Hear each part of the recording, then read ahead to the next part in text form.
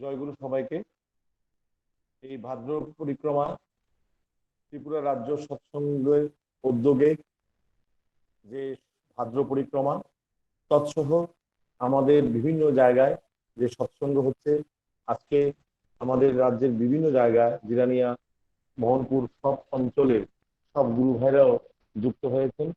এই সৎসঙ্গের আয়োজন করছেন আজকে আগরতলার অভয়নগর নিবাসী শ্রীযুক্ত মাধবেন্দ্র দেবনাথ দা। আমরা শ্রী মাধবেন্দ্র দেবনাথ দার পরিবারস্থ সকলের সুস্থ সুদীর্ঘ ইষ্টময় জীবনের প্রার্থনা করব ঠাকুরের কাছে।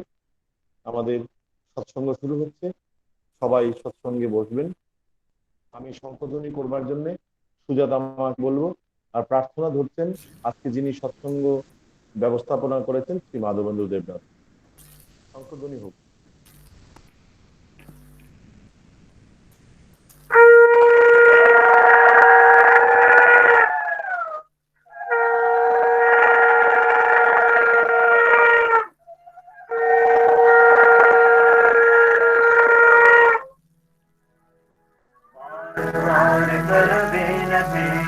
स्वामी आगे दया करो दाता मेरे चित चरण लागे जन्म जन्म रही भोल में नहीं पाया वेदा हाल करम के जाल में नहीं भोगत वेदा जगत से अपरम सखिने एक पारो खाने ज्ञानी जोगी मिल रहे सब मन से रानी आगे जगा मेरा राधिका मेरे सदगुरु आई राधा स्वामी राम वही वेद जनाई उचासे उचासे सहल अवयन दिखाई बिना संत पाए नहीं सुतगल धनिसारी राधा स्वामी नाम की हरि महिमा सुनाई राम राम जगाए वर पानो मारे साधु संग कर सारे मैंने मिला भाई प्रेम लगा गुरु चरण में मन संतन आई सरल बुद्धि में सरल हो कचरिया कर जाए दर्शन रतन निकल हो गए मन फिर जाए राम करे आकाश में करे सब अभिलाषा राम नाम निरतन चले रावणी नगर वासा स्वामी मन बसे करे चित्त उदासा विनय सुना फिर पाकर निज चरण निवास तुम बिन कोई समरथ नहीं जस मांगो दाना प्रेम दान बल सागर बुलाया अमृत खाना दीन दयाल दया करो मेरे समरथ स्वामी सुकर करूँगा चलो विदरागा स्वामी तुम बिन कोई समरथ नहीं जैसे मांगो दाना प्रेम दान बल खाकर बुलाया अमृत खाना दीन दयाल दया करो मेरे समरथ स्वामी सुकर करूँगा चलो विदरागा स्वामी सुकर करूँगा चलो विदरागा स्वामी मान मान कर दूर कर अभिनय करो पुकार साधु संग मई दो करो गुरु दाता कृपा सिंधु समरथ बुलंदा आदि अनादि अपार राधा स्वामी भगवितो मैं तुम्हें सदा अठार बार बार बन जाओ तन मनवार चरण पर गान करे मैं गाओ कर गई जल कृपा करो धन्य धन्य गुरुदेवा दया सिंधु पुरंदरी नेत करो तुम सेवो अचल भक्ति मई गाए प्रभु दीन दीन नाथ आत्मा करो Adoramos los santos, Vinayaki Manivi, Amadoga Manalupa, Sababini Avasunavaya Mai, Prabhu Rako Mere Rajo, Sundari Avamai Radha Swami Guru Samarata, Tum Dini Aja Dusra, Avasaram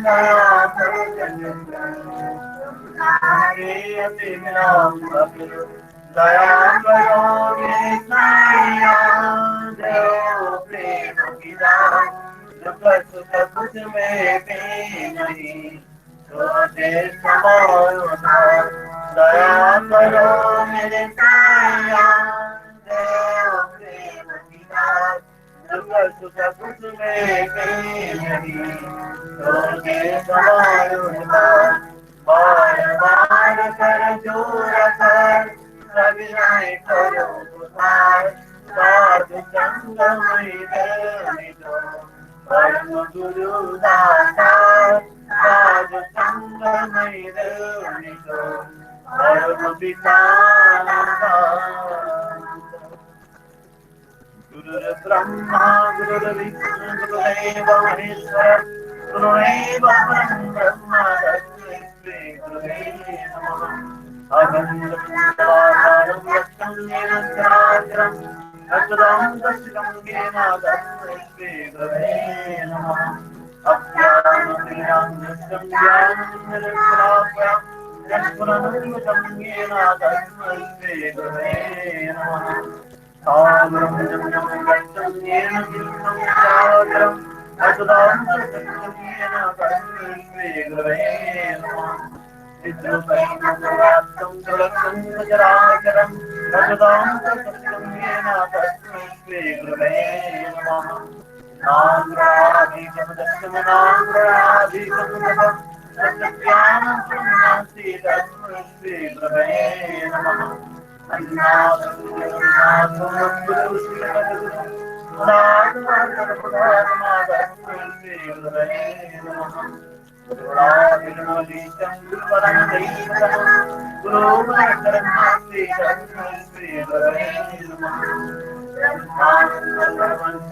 केवलं ज्ञानमुक्तिं रङ्गानि करुणरसलिलं तत्संज्ञादेव एकामृष्टं विनाशं सर्वाधिकं भवादिकं श्रीगुणरहितं सद्गुरुं त्वां नमामि सद्गुरुं त्वां नमामि सद्गुरुं त्वां नमामि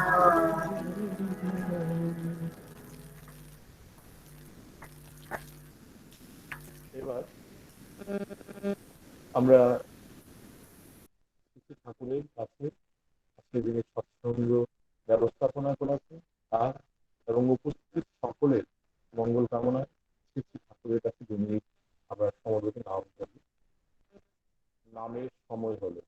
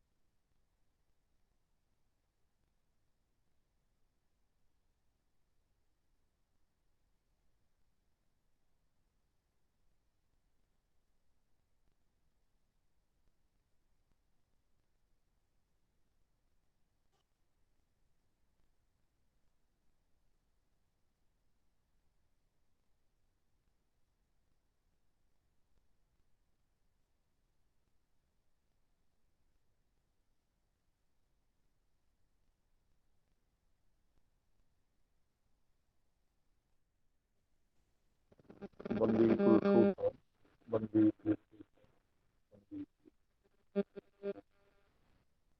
আজকের এই সৎসঙ্গের পুরোহিত্য করছেন শ্রী শ্রী ঠাকুরের সহপ্রতিরূপী শ্রী তপন ভট্টাচার্য, আর আমি তারই নির্দেশে তার হয়ে সঞ্চালনাটা করতেছি। এবার শ্রী শ্রী ঠাকুরের সত্যানুষ্ঠান পাঠ করবেন বাংলায় শ্রী সোমেন্দ্র বণিক, আগরতলা, ত্রিপুরা থেকে। জয়গুরু, শোনা যাচ্ছে?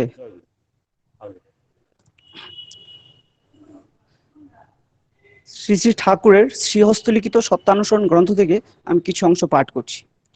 নিষ্ঠা রেখো কিন্তু গোড়া হয়ো না, সাধু সেজো না, সাধু হতে চেষ্টা করো। কোনো মহাপুরুষের সঙ্গে তোমার নিজের তুলনা করো না, কিন্তু সর্বদা তার অনুসরণ করো। যদি প্রেম থাকে তবে অপরকে আমার বলো, কিন্তু স্বার্থ রেখো না। প্রেমের কথা বলার আগে প্রেম করো। স্বস্তি স্বস্তি স্বস্তি। এবার ইংরেজিতে ঠাকুরের সত্যানুসরণ গ্রন্থখানি পাঠ করবেন কুমারী সমৃতা বিদ্যা। জয়গুরু, পরমদয়াল পরম প্রেমময় Shri Thakur Anukulchandra সত্যানুসরণ in English. Remain steady, but don't become rigid. Don't pause a holy man, try to become one. Don't compare yourself with a great soul, but try to follow him always. Call others mine if there is love in you, not out of selfishness.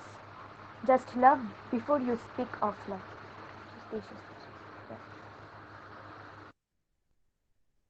জয়গুরু। এবার আমরা চলে যাব ভজন কীর্তন অনুষ্ঠান। শ্রী ঠাকুরের এই সঙ্গীত নিয়ে অনুশ্রুতি গ্রন্থের প্রথম খণ্ডে শ্রী ঠাকুর বলছেন, সঙ্গীতে হয় শ্বাসের ব্যায়াম, দেহের ব্যায়াম নাচে, এই ব্যায়ামই সহজ ব্যায়াম, নাইকো কিছু এর কাছে। এই কীর্তন আনন্দে আমাদের দেহে যে স্পন্দন তৈরি হয়, আমাদের সমস্ত কোষগুলি সঞ্জীবিত হয়ে ওঠে নবভাবে প্রতিনিয়ত প্রতিদিন। তাই আমরা এবার ভজন কীর্তন অনুষ্ঠানে চলে যাব। প্রথমেই সঙ্গীত পরিবেশন করবেন ত্রিপুরা রাজ্যের আমাদের এই সৎসঙ্গ জগতে খুব অল্প বয়সে একেবারে যার শিক্ষা একটা উন্নততর শিক্ষায় সে শিক্ষিত হচ্ছে, এনআইটিতে পড়াশোনা করে সিভিল ইঞ্জিনিয়ারিং করেছেন, এমটেক করে এখন পিএইচডি করছে আমাদের শ্রী রণেন্দ্রনাথ ভৌমিক। আমি রণেন্দ্রনাথকে বলবো তুমি সঙ্গীত পরিবেশন করো। জয়গুরু, শোনা যাচ্ছে? আগে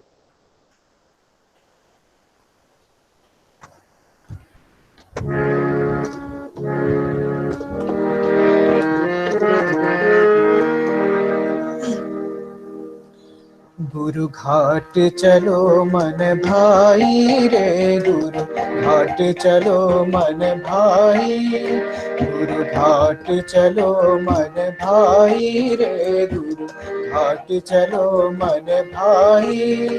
ये सूरत चदरिया ले वधुआई, सूरत चदरिया ले वधुआई, घाट चलो मन भाई रे, गुरु घाट चलो मन भाई।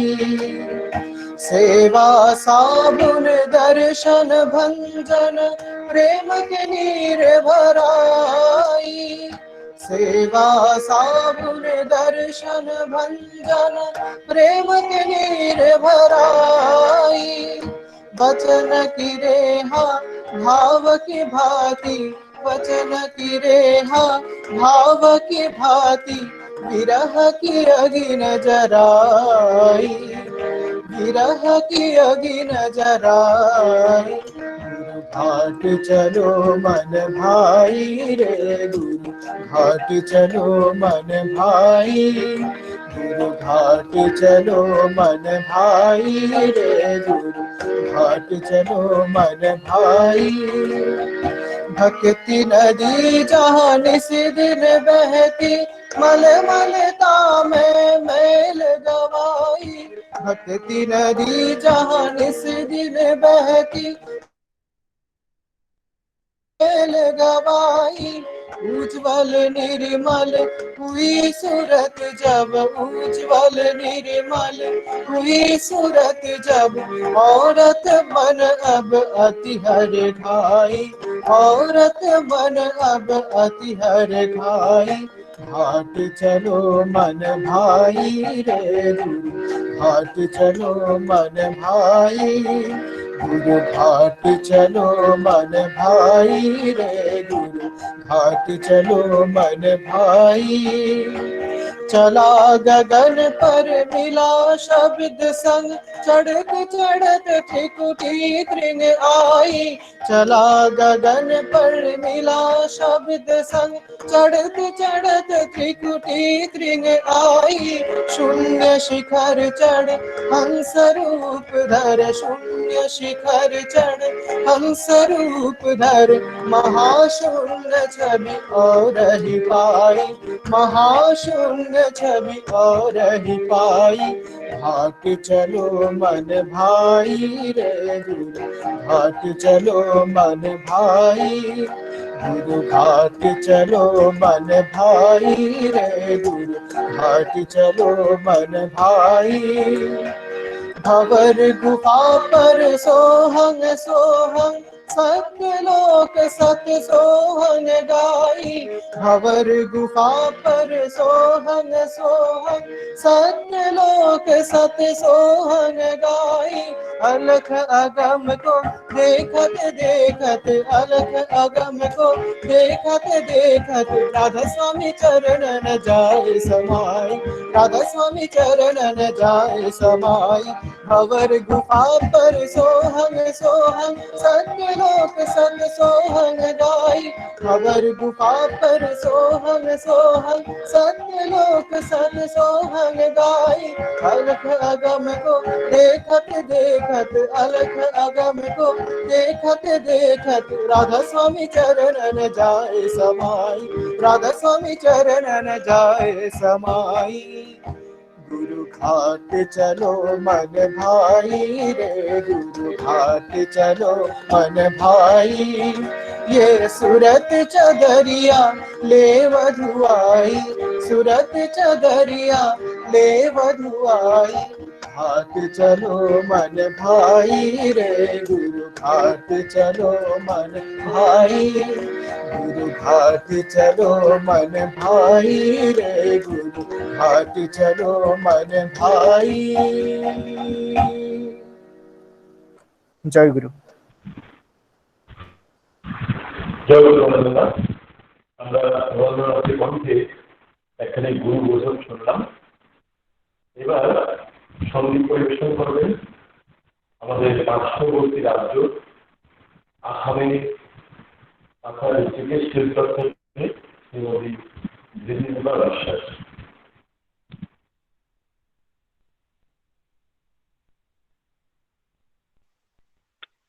এখানে উপস্থিত সবাইকে আমার রাজনীতি জয়গুরু।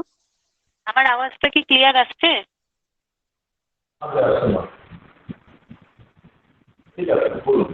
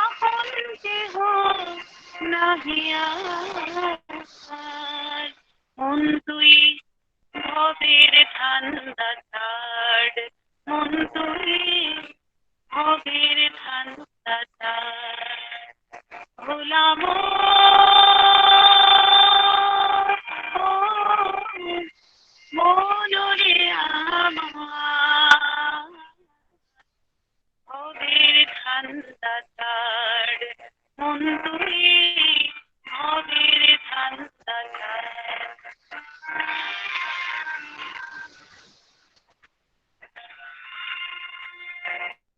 ছেড়ে তিরিশে আকাশ তোর দুনিয়া রয়েছে ফাঁকা হারিয়ে তুই তারে ছেড়ে তিরিশে আকাশ তোর দুনিয়া রয়েছে ফাঁকা হারিয়ে তুই এলো মেলো ঘুরেছে ফিরে তুই এলো মেলো ঘুরেছে ফিরে তুই অহংকারে পরিসার মন তুই আবির ঠান্ডা ছাড় মন তুই আবির ঠান্ডা ছাড় ভোলাম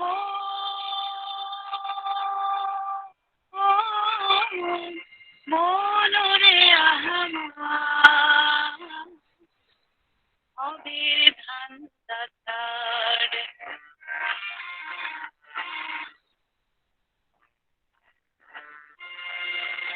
দেখে শুনে ওঠেও শেষে যাকে দেখি তাকে এসে রে তুই শুনে ওঠেও শেষে যাকে দেখি তাকে এসে রে তুই আপন দাম করতে মরে তুই আপন দাম করতে মরে তোর আপন যে পথ চমৎকার হবির ঠান্ডা ছাড় মন তুই হবির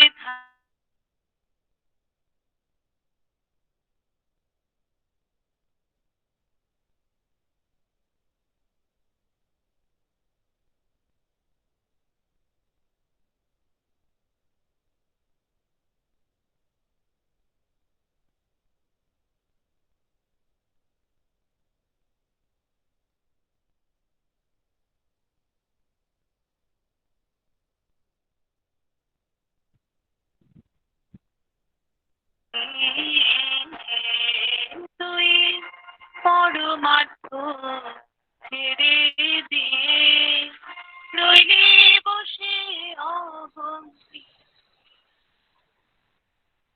তোর হাতের বোঝায় হলো ভারী তোর হাতের বোঝায় হলো ভারী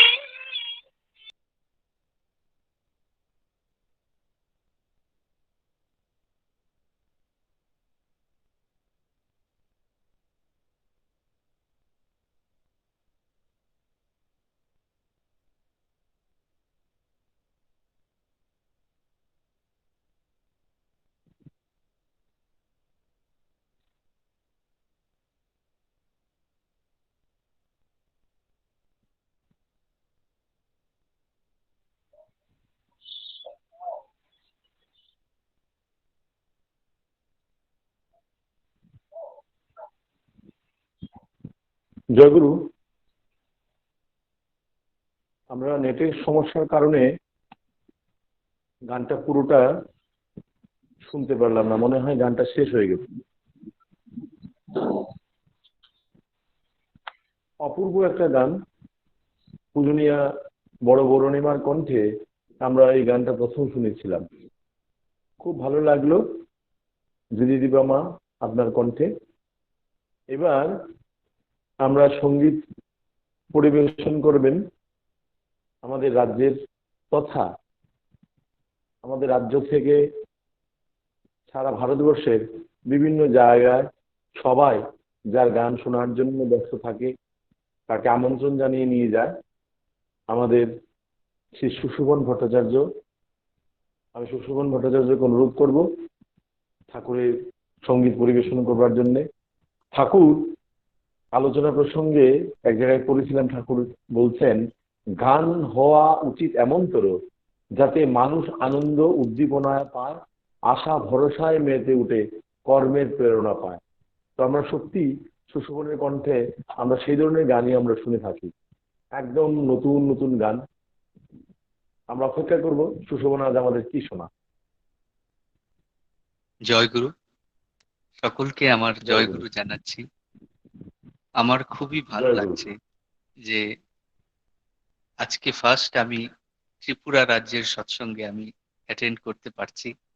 এতদিন অনেকটাই ব্যস্ততার মধ্যে আমার সময় কাটছিল, তো আস্তে আস্তে ভাদ্র মাস শেষ হয়ে আসছে, সেই ব্যস্ততার সময়টুকু আস্তে আস্তে কমে আসছে। তো আজকে যিনি সৎসঙ্গের আয়োজন করেছেন আমাদের শ্রদ্ধেয় মাধবদা, তার সপারিপার্শ্বিক সবার মঙ্গল প্রার্থনা করি। এবং আমি আজকে সৎসঙ্গে যারা উপস্থিত রয়েছেন সবার মঙ্গল প্রার্থনা করি। আমি পরম পূজ্যপাদ আচার্যদেব শ্রী শ্রী দাদা রচিত একটি গান আপনাদের সামনে পরিবেশন করছি। জয় গুরু।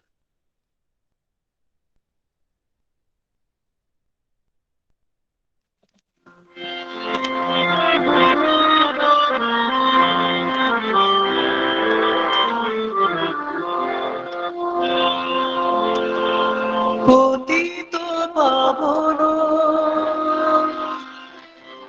করুণা ঘন হে অনন্ত তুমি সত্য,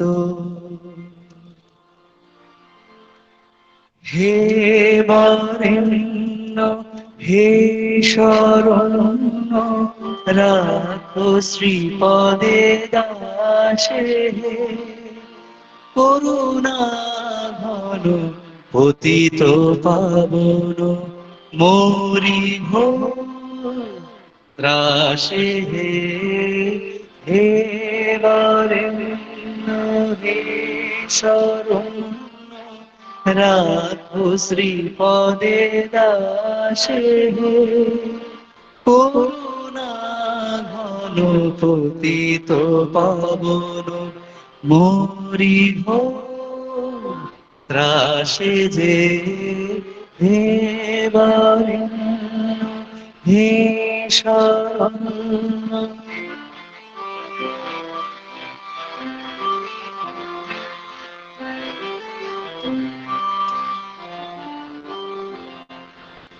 শান্তি স্বস্তি বিনায়ক সিদ্ধি মুক্তি বিধায়ক, প্রেম ভক্তি প্রদায়ক, রাখো পাপ নাশে, শান্তি স্বস্তি বিনায়ক সিদ্ধি মুক্তি বিধায়ক, প্রেম ভক্তি প্রদায়ক, রাখো পাপ নাশে, হে বরেণ্য হে শরণ্য রাখো শ্রীপদে দাসে, করুণা ঘন পতিত পাবন মোরি ত্রাসে যে, হে বরেণ্য হে শরণ্য।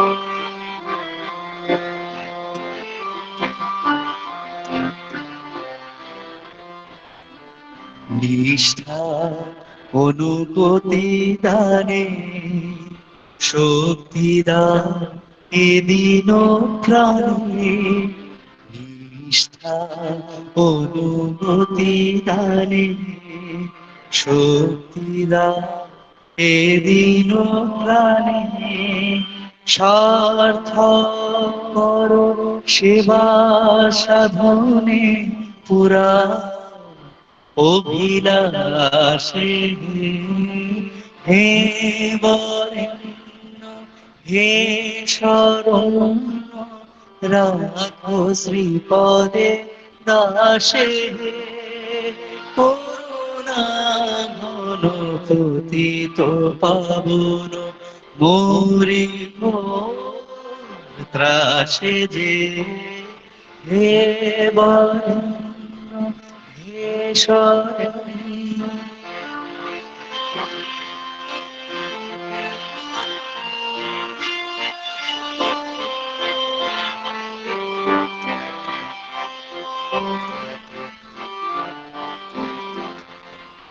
তুমি অনন্ত, তুমি সত্য, তুমি চেতনা, তোমারি চিত্ত সত্তা ভরিয়া জাগতিত তব বিকাশে।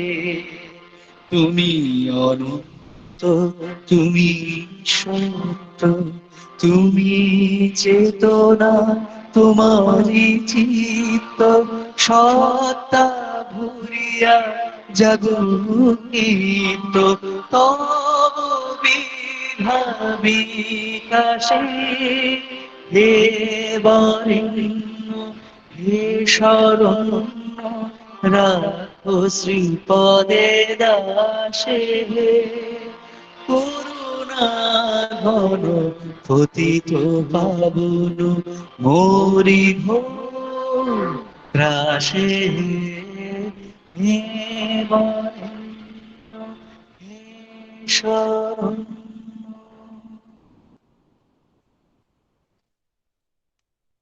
জয় গুরু। জয় গুরু। খুব সুন্দর, অপূর্ব শুনলাম। তোমাকে পেলাম আজ, কিন্তু ঘুরে ঘুরে বেড়াচ্ছিল, খুব ভালো লাগলো সুশোভনের কণ্ঠে। এবার আমরা চলে যাব আবার বহির ভারতে। শ্রী শ্রী ঠাকুর যে মানে তদানীন্তন যে বাংলায় এসেছিলেন, বাংলাদেশে সিলেট থেকে আমাদের দেবজ্যোতি ধরদা এবার সঙ্গীত পরিবেশন করবেন। আর একটি ঘোষণা, আজ আমাদের মাঝে সৎসঙ্গে আলোচনা করবার জন্য, ইষ্ট প্রসঙ্গ করবার জন্য উপস্থিত থাকছেন সৎসঙ্গ দেবগড় ঠাকুরবাড়ি থেকে শ্রী পবিত্র দাস সভাপতি, যার সাথে আমাদের এই রাজ্যের মানুষের প্রাণের সম্পর্ক, যিনি আচার্যদের শ্রী শ্রী দাদার এবং বাবা দাদার প্রত্যক্ষ পর্যবেক্ষণে থাকেন ঠাকুরবাড়িতে। আমরা অপেক্ষায় থাকছি পবিত্রতার জন্য। দেবজ্যোতিদা, আপনি সঙ্গীত পরিবেশন করবেন। আগে পরম দয়ালের রাতুল সান্নিধ্যে উপস্থিত পাঞ্জাদারি কর্মী, শ্রদ্ধ দাদা মায়েরা, সবাইকে আমার রাশিদ জয়গুরু জানাচ্ছি। আজকে যিনি সৎসঙ্গের আয়োজন করেছেন তার এবং তার পরিবারের সবার মঙ্গল প্রার্থনা করছি। আচার্যদেব পরম পূজ্যপাদ শ্রী শ্রী দাদার লেখা একটি গান পরিবেশন করছি।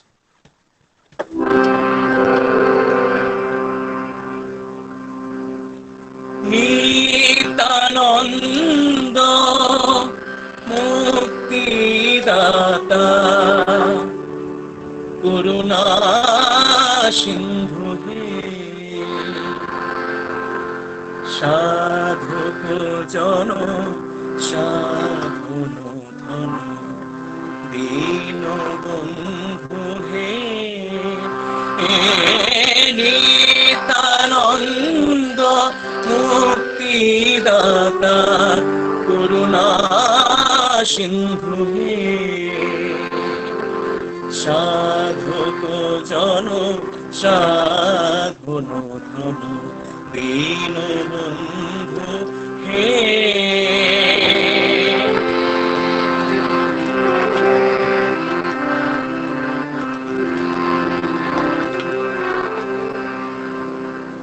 আদি করুণ নারায়ণ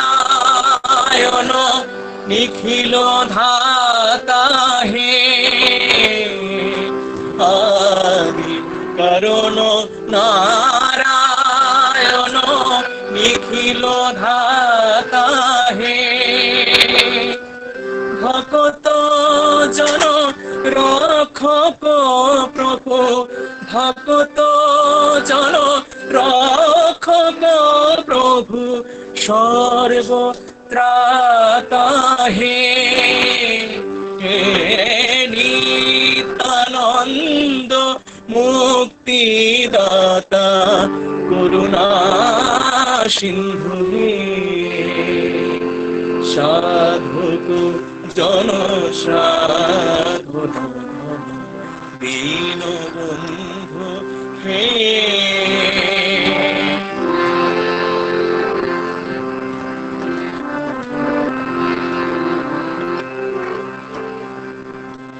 নিধন ভয় ভঞ্জক নাথ বিশ্ব পিতা হে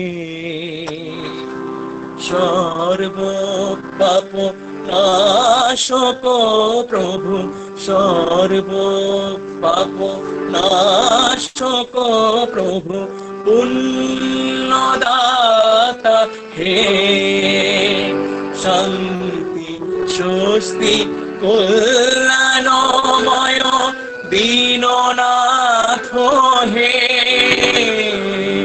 শান্তি স্বস্তি কল্যাণময় দীননাথ হে সুন্দর প্রভু জ্যোতির্ময় সুন্দর প্রভু জ্যোতির্ময় প্রাণনাথ হে নিত্যানন্দ মুক্তিদাতা করুণা সিন্ধু হে সাধক জন সাধন ঘন দীন বন্ধু হে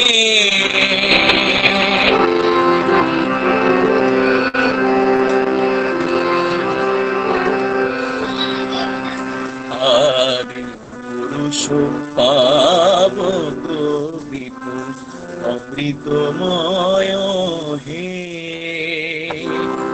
পরম প্রেমময় প্রভু পরম প্রেমময় প্রভু লোকত্রাতা হে হে চিরু দরদি পরম দয়াল পরম পিতা হে হে চির দরদি পরম দয়াল পরম পিতা হে অযুত কোটি প্রণতি অগ অযুত কোটি প্রণতিরাতুল চরণ কমলে হে হে নিত্যানন্দ মুক্তিদাতা করুণা সিন্ধু হে সাধক জন সাধন ঘন দীন বন্ধু হে নিত্যানন্দ মুক্তিদাতা করুণা সিন্ধু হে সবাইকে জয় জানাচ্ছি। জয় গুরুদেবরা, অসাধারণ যে গান আমরা শুনলাম। একটা সঙ্গীত হচ্ছে এমন এক প্রাণ, তার মধ্যে যে দেশ দেশান্তর আমরা যেখানেই বিচরণ করি না কেন, তার ভাষা এক, তার প্রাণ এক, তার বোধ এক। থাকেন সিলেটে, আচার্যদের থাকেন দেওঘরে, তত সহজ না তার কাছে পৌঁছানোটা। সেখানে বসেও তার গানকে নিয়ে চর্চা করে এমন সুন্দর পরিবেশনা, যে এদিকে ভাষার যে পার্থক্য আছে একটা অঞ্চল বেঁধে, তার বিন্দুমাত্র রেস্ট নেই দেবো। খুব ভালো লাগলো আপনার কাছে শুনে, আবারও আপনার কাছ থেকে শোনার অপেক্ষায় থাকলাম। এবার আমরা এখানে কীর্তন শুনবো। পরিবেশন করবেন কোচবিহার থেকে সৌরভ চক্রবর্তী দা। আমি মাঝে একটা ঘোষণা সকলের উদ্দেশ্যে আজ সকালবেলা আমরা আমাদের সমস্ত গ্রুপে দিয়েছি এবং ফেসবুকেও আমরা এই সংবাদখানি পরিবেশন করেছি। আর সকালবেলায় তার নির্দেশ আসে যে আগামীকাল থেকে দেওঘর এক্সপ্রেসটা চালু করছে রেল দপ্তর। কিন্তু বর্তমানে দেওঘরে সমস্ত বিভাগ, গেস্ট হাউস, আনন্দবাজার থেকে শুরু করে রিসেপশন এবং ঠাকুরবাংলার মেইন গেট সর্বত্র সরকারি নির্দেশ অনুসারে বন্ধ আছে। কাজেই আমরা কেউ যেন ওই ট্রেনে যাত্রা করে দেওঘরের উদ্দেশ্যে যাতায়াত না করি। ওখানে গিয়ে কোনো আমরা সুযোগ সুবিধা পাবো না। দেওঘর শহরের সমস্ত হোটেলগুলিও বন্ধ আছে। এমত অবস্থা এই দেশে যেভাবে এই কোভিড রোগে আমরা আক্রান্ত হচ্ছি, সে সময়ে আমাদের একদম ঘর থেকে না বেরোনোটাই ভালো। আমরা যেন সেটা করি। জয় গুরু। আমরা স্বরূপ চক্রবর্তীকে পাচ্ছি না কি থেকে। স্বরূপ কি লাইনে আছেন?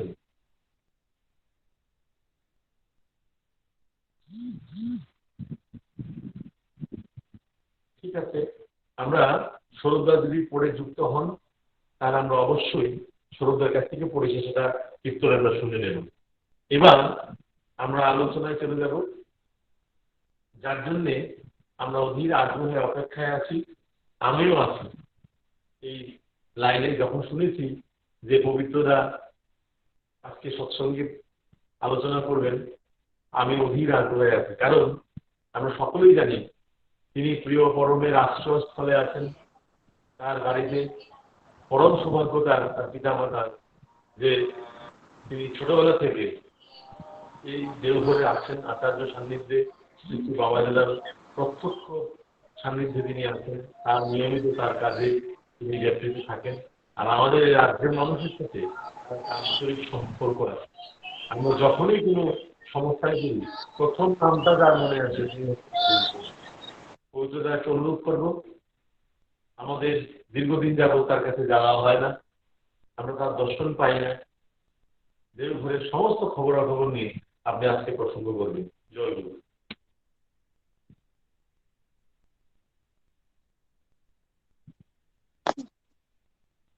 জয় গুরু।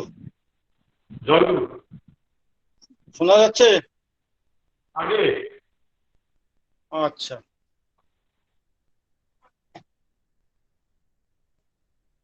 আজকে অনলাইন সৎসঙ্গে আমাকে কিছু বলার জন্য বলা হয়েছে। তো আমি আমার কথা শুরু করার আগেই আজকে এই সৎসঙ্গে উপস্থিত সকল পাঞ্জাধারী কর্মীগণ, দাদা এবং মারা, সবাইকে আমি আমার আন্তরিক রাও জয়গুরু জানাচ্ছি। আমি প্রথমে একটা জিনিস ক্লিয়ার করে দিচ্ছি, সেটা হচ্ছে আমি কিন্তু কোনো বক্তা নই, আর সেরকম গুছিয়ে বলার অভ্যাসও আমার নেই। তবু যেহেতু আমাকে বলতে বলেছেন, আমি আমার মতন করে কিছু বলার চেষ্টা করব। তার মধ্যে যেটুকু গ্রহণ করার মতন আপনারা গ্রহণ করবেন, যেটা মনে হবে যে অপ্রয়োজনীয় সেটাকে বাদ দেবেন। আমরা এতক্ষণ খুব সুন্দর সুন্দর গান শুনলাম, শুনে মন ভরে গেল। তো ঠাকুর আজ এই পৃথিবীতে এসছেন, তার এই পুরো যে মুভমেন্টটাই দাঁড়িয়ে আছে ভালোবাসার উপরে। ঠাকুর এক জায়গায় কথা প্রসঙ্গে বললেন যে আমি একটি সাম্রাজ্য ছাড়তে পারি, কিন্তু একটি মানুষকে আমি ত্যাগ করতে পারি না। তার ভালোবাসাটা সেরকম। পূজ্যপাদ দাদার মুখে একটি গল্প শুনেছিলাম, এক বৃদ্ধ মুসলমান ভদ্রলোক, তিনি হঠাৎ একটি মাছ নিয়ে এসে ঠাকুরের কাছে এসে হাজির হলেন। তো সবাই মাছ দেখে তো অবাক, কি ব্যাপার। তিনি এসে ঠাকুরকে বলেন, ঠাকুর আমার মাছটা খাওয়ার খুবই ইচ্ছা, কিন্তু আমার তো পরিবারে কেউ নেই, আমি একা, আমি রান্নাও করতে পারি না, তো দয়া করে আপনি যদি এটা ব্যবস্থা করে দেন। ঠাকুর তখন শ্রী বর্মাকে ডাকলেন, ডেকে বলেন মাছটা ভালো করে রান্না করে ওকে খাওয়ার ব্যবস্থা করো। তো ঠাকুরের নির্দেশ অনুযায়ী সেই বর্মা সেই মাছ রান্না করে সেই মুসলমান ভদ্রলোকে খাওয়ার ব্যবস্থা করে দিলেন। তো ঠাকুরের ভালোবাসাটাই ছিল সেরকম। যেমন পাবনাতে যখন ঠাকুর ছিলেন তার কাছে সব রকমের লোক যেত, ভালো মন্দ মানে সবই অবাধ্যর। তো সমাজের অনেক বিশিষ্ট লোকের তখন প্রশ্ন জাগলো যে যারা সমাজে কুখ্যাত লোক, দুষ্কৃতী, ঠাকুর তাদেরকে চেনেন জানেন, তাহলে ঠাকুর তাদেরকে প্রশ্রয় দেন কেন? ঠাকুর তো সবাই জানেন এটা খারাপ লোক, তাও ঠাকুর প্রশ্রয় দেন। তো এই নিয়ে একবার ঠাকুরের সামনে কথা উঠলো। তখন ঠাকুর বললেন যে আমি জানি কলসিটা ফুটো, যতই জল ঢালি না কেন জল থাকবে না, বেরিয়ে যাবে। তাও একটি আশা করে আমি জল ঢালি, যাতে কোনোদিন শেওলা পরে যদি সেই ফুটো বন্ধ হয়। তাহলে আমার ঠাকুর হচ্ছেন সেরকম যে তিনি এই আশা করেন যে কোনোদিন যদি সেই কলসির ফুটো যদি শেওলায় বন্ধ হয়, তাই তিনি তার চরণে সবাইকে স্থান দিয়েছেন, যাতে আমরা তাকে ধরে মঙ্গলের অধিকারী হই। তো ঠাকুরের এই জগৎ বিশেষত দুইটা জিনিসের উপরে নির্ভর করে, একটা হচ্ছে ভালোবাসা আর একটা হচ্ছে তার প্রতি বিশ্বাস। ভালোবাসা সম্বন্ধে আমি কয়েকটি ছোট ছোট ঘটনা বলবো। ঠাকুরের ভালোবাসা কেমন তা তো আমরা সবাই কম বেশি করে সবাই জানি, কিন্তু কয়েকদিন আগে একটি জায়গায় বইতে পেলাম, শ্রী দাদার লেখা। তিনি লিখছেন যে ঠাকুর একদিন দাদাকে বলছেন, জানিস বড় খোকার যখন 5 বছর বয়স, অর্থাৎ শ্রী বড়দার যখন 5 বছর বয়স, হঠাৎ একদিন শ্রী বড়দাকে খুঁজে পাওয়া যাচ্ছে না। নাই নাই নাই, ঠাকুর খুঁজতে বেরোলেন। খুঁজতে খুঁজতে খুঁজতে খুঁজতে একটা জায়গায় গিয়ে দেখেন বড়দা একান্ত মনে তিনি ধ্যানে মগ্ন, আর সারা গায়ে তার পিঁপড়ে ভর্তি। মানে সেই দিকে শ্রী বড়দার কোনো খুশি নেই, তিনি এক মগ্নে মানে তিনি ধ্যানে ব্যস্ত। 5 বছরের শিশু। তখন ঠাকুর শিশু বড়দাকে সেই পিঁপড়ে টিপড়ে ঝেড়ে তাকে কুলে করে শিশু বড়দাকে তখন নিয়ে আসেন। তারপর শ্রী ঠাকুর দাদাকে নাকি বললেন, জানিস এইভাবে যদি নাম করা যায় তখন আর কোনো কিছুরই চিন্তা করতে হয় না। তাহলে নাম ধ্যানটা হয় কোথার থেকে? সেই আলটিমেটলি তার প্রতি ভালোবাসার থেকে। তার প্রতি ভালোবাসা যখন থাকবে তখনই সেটা সম্ভব। শ্রী দাদার একটা ঘটনা এই ভালোবাসা নিয়ে আমি বলছি। একবার দাদা কলকাতায় যাবেন, ঠাকুর তখন পার্লারে বসে আছেন। ঠাকুরকে গিয়ে শ্রী দাদা নিবেদন করলেন, আগে আমি কলকাতায় যাব, অনুমতি। তখন ঠাকুর বলেন বড় খোকাকে গিয়ে বল, অর্থাৎ শ্রী বড়দাকে বলতে বল। বড়দাকে গিয়ে যখন শ্রী দাদা নিবেদন করলেন যে রাত্রে কলকাতায় যাবো, শ্রী বড়দা বলেন আজ পূর্ণিমা, আজ যেতে হবে না, কালকে যাবি। তো আর দাদা গেলেন না। তো সেখান থেকে বেরিয়ে দাদা দেখছেন যে আকাশে একদম পূর্ণিমা, চাঁদ ঝলঝল করছে। বাড়িতে এসে ছাদে সারা রাত সেই চাঁদের সৌন্দর্য উপভোগ করলেন। দাদার এমনিও চাঁদ তারা এসবের প্রতি একটা ঝোঁক আছে, তো তিনি সারা রাত সেই চাঁদ দেখে দেখে আনন্দ উপভোগ করলেন। পরের দিন যখন তিনি কলকাতা গেলেন, একদিন পর হঠাৎ পূজনীয় মার সাথে, মা মানে পূজ্যপাদ দাদার মা, মার সাথে কথা প্রসঙ্গে হঠাৎ মা জিজ্ঞেস করলেন এখন কোন পক্ষ চলছে? তখন দাদা বলেন কৃষ্ণ পক্ষ। মা বলছেন না, শুক্ল পক্ষ। তো দাদা বলছেন না, এই তো বাবা বললেন আমাকে পূর্ণিমা এখন যেতে হবে না, তো পূর্ণিমা হলো তো কৃষ্ণপক্ষ। এই নিয়ে মা ছেলের মধ্যে একটা বাজি ধরাধরি হয়। তখন বলা হয় যে যাও পাজিটা নিয়ে, পাজি মানে পঞ্জিকা নিয়ে আসো। পঞ্জিকা নিয়ে এসে দেখা গেল যে না, সেদিন অমাবস্যা ছিল এবং শুক্লপক্ষ। এখন দাদা তো অবাক হলেন, যদি অমাবস্যা ছিল তাহলে আমি এত পূর্ণ চাঁদ দেখলাম সারা রাত্র, সেটা কি করে হয়?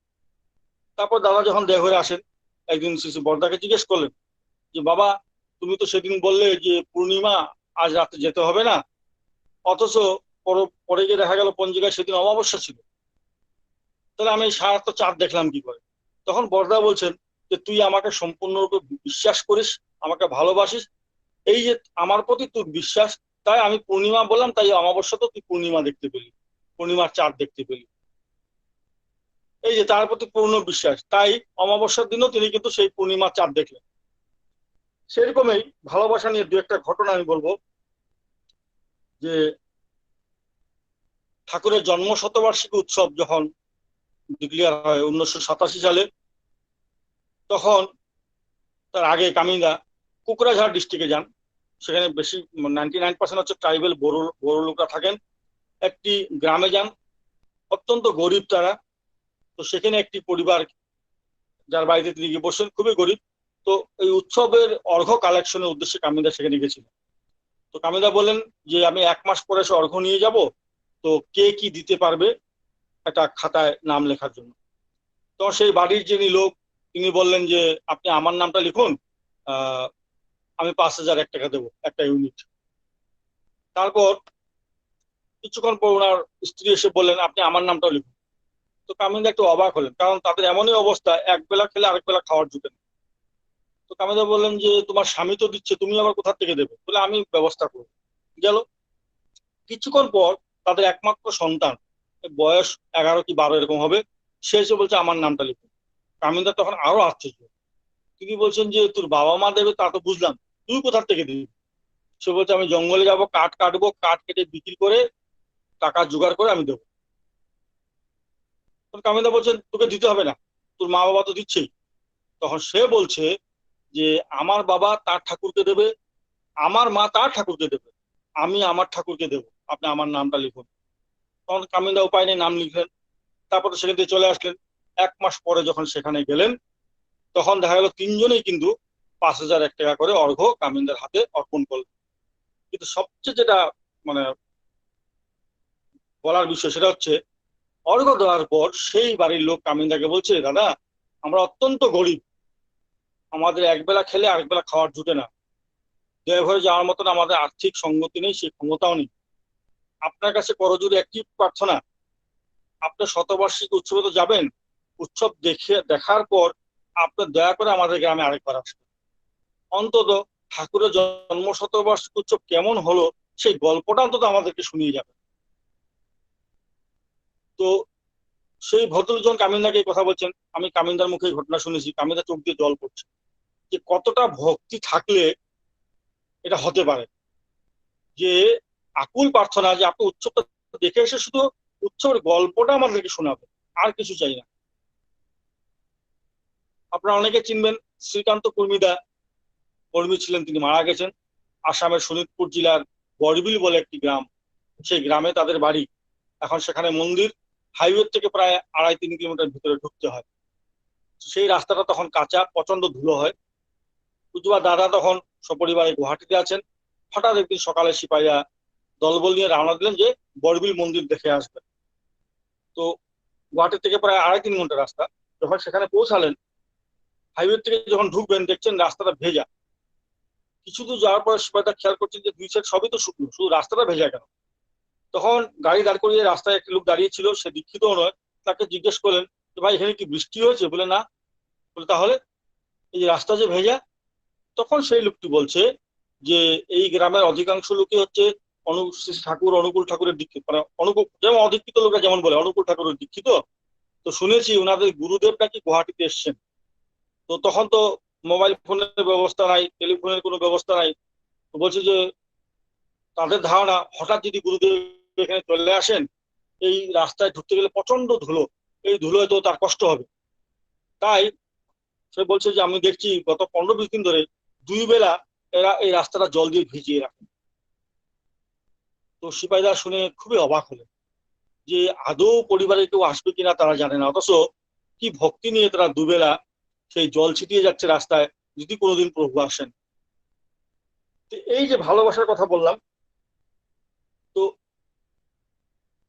ঠাকুরের বাণী আছে যে ঠাকুর তোমায় বাসেন ভালো তাতে তোমার কি, তুমি যদি ভালো না বাসো তাকে সব ছাইয়ে ঢালা কি। আজকে ঠাকুর বলি, আজকে আছে দাদা বলি, আজকে পূজনীয় বাবাইদা বলি, তেনারা সবাইকেই ভালোবাসেন। এমন একটি লোকও কেউ খুঁজে বের করতে পারবে না যাকে তারা ভালোবাসেন না। কিন্তু তিনি ভালোবাসলে কিছু যায় আসে, আমি তাকে ভালোবাসি কিনা, আমি কতটা তাকে ভালোবাসি। তো এই ভালোবাসা আমি যে বললাম যে তার প্রতি মানে ভালোবাসাটা এমনই হবে যে, তো ভালোবাসার সাথে আমি একটা কথা বলছিলাম যে বিশ্বাস। বিশ্বাস কি? যে কোন পরিস্থিতিতে যখন আমার মন মানে অস্থির হয় না, সেটাকে বলা হয় বিশ্বাস।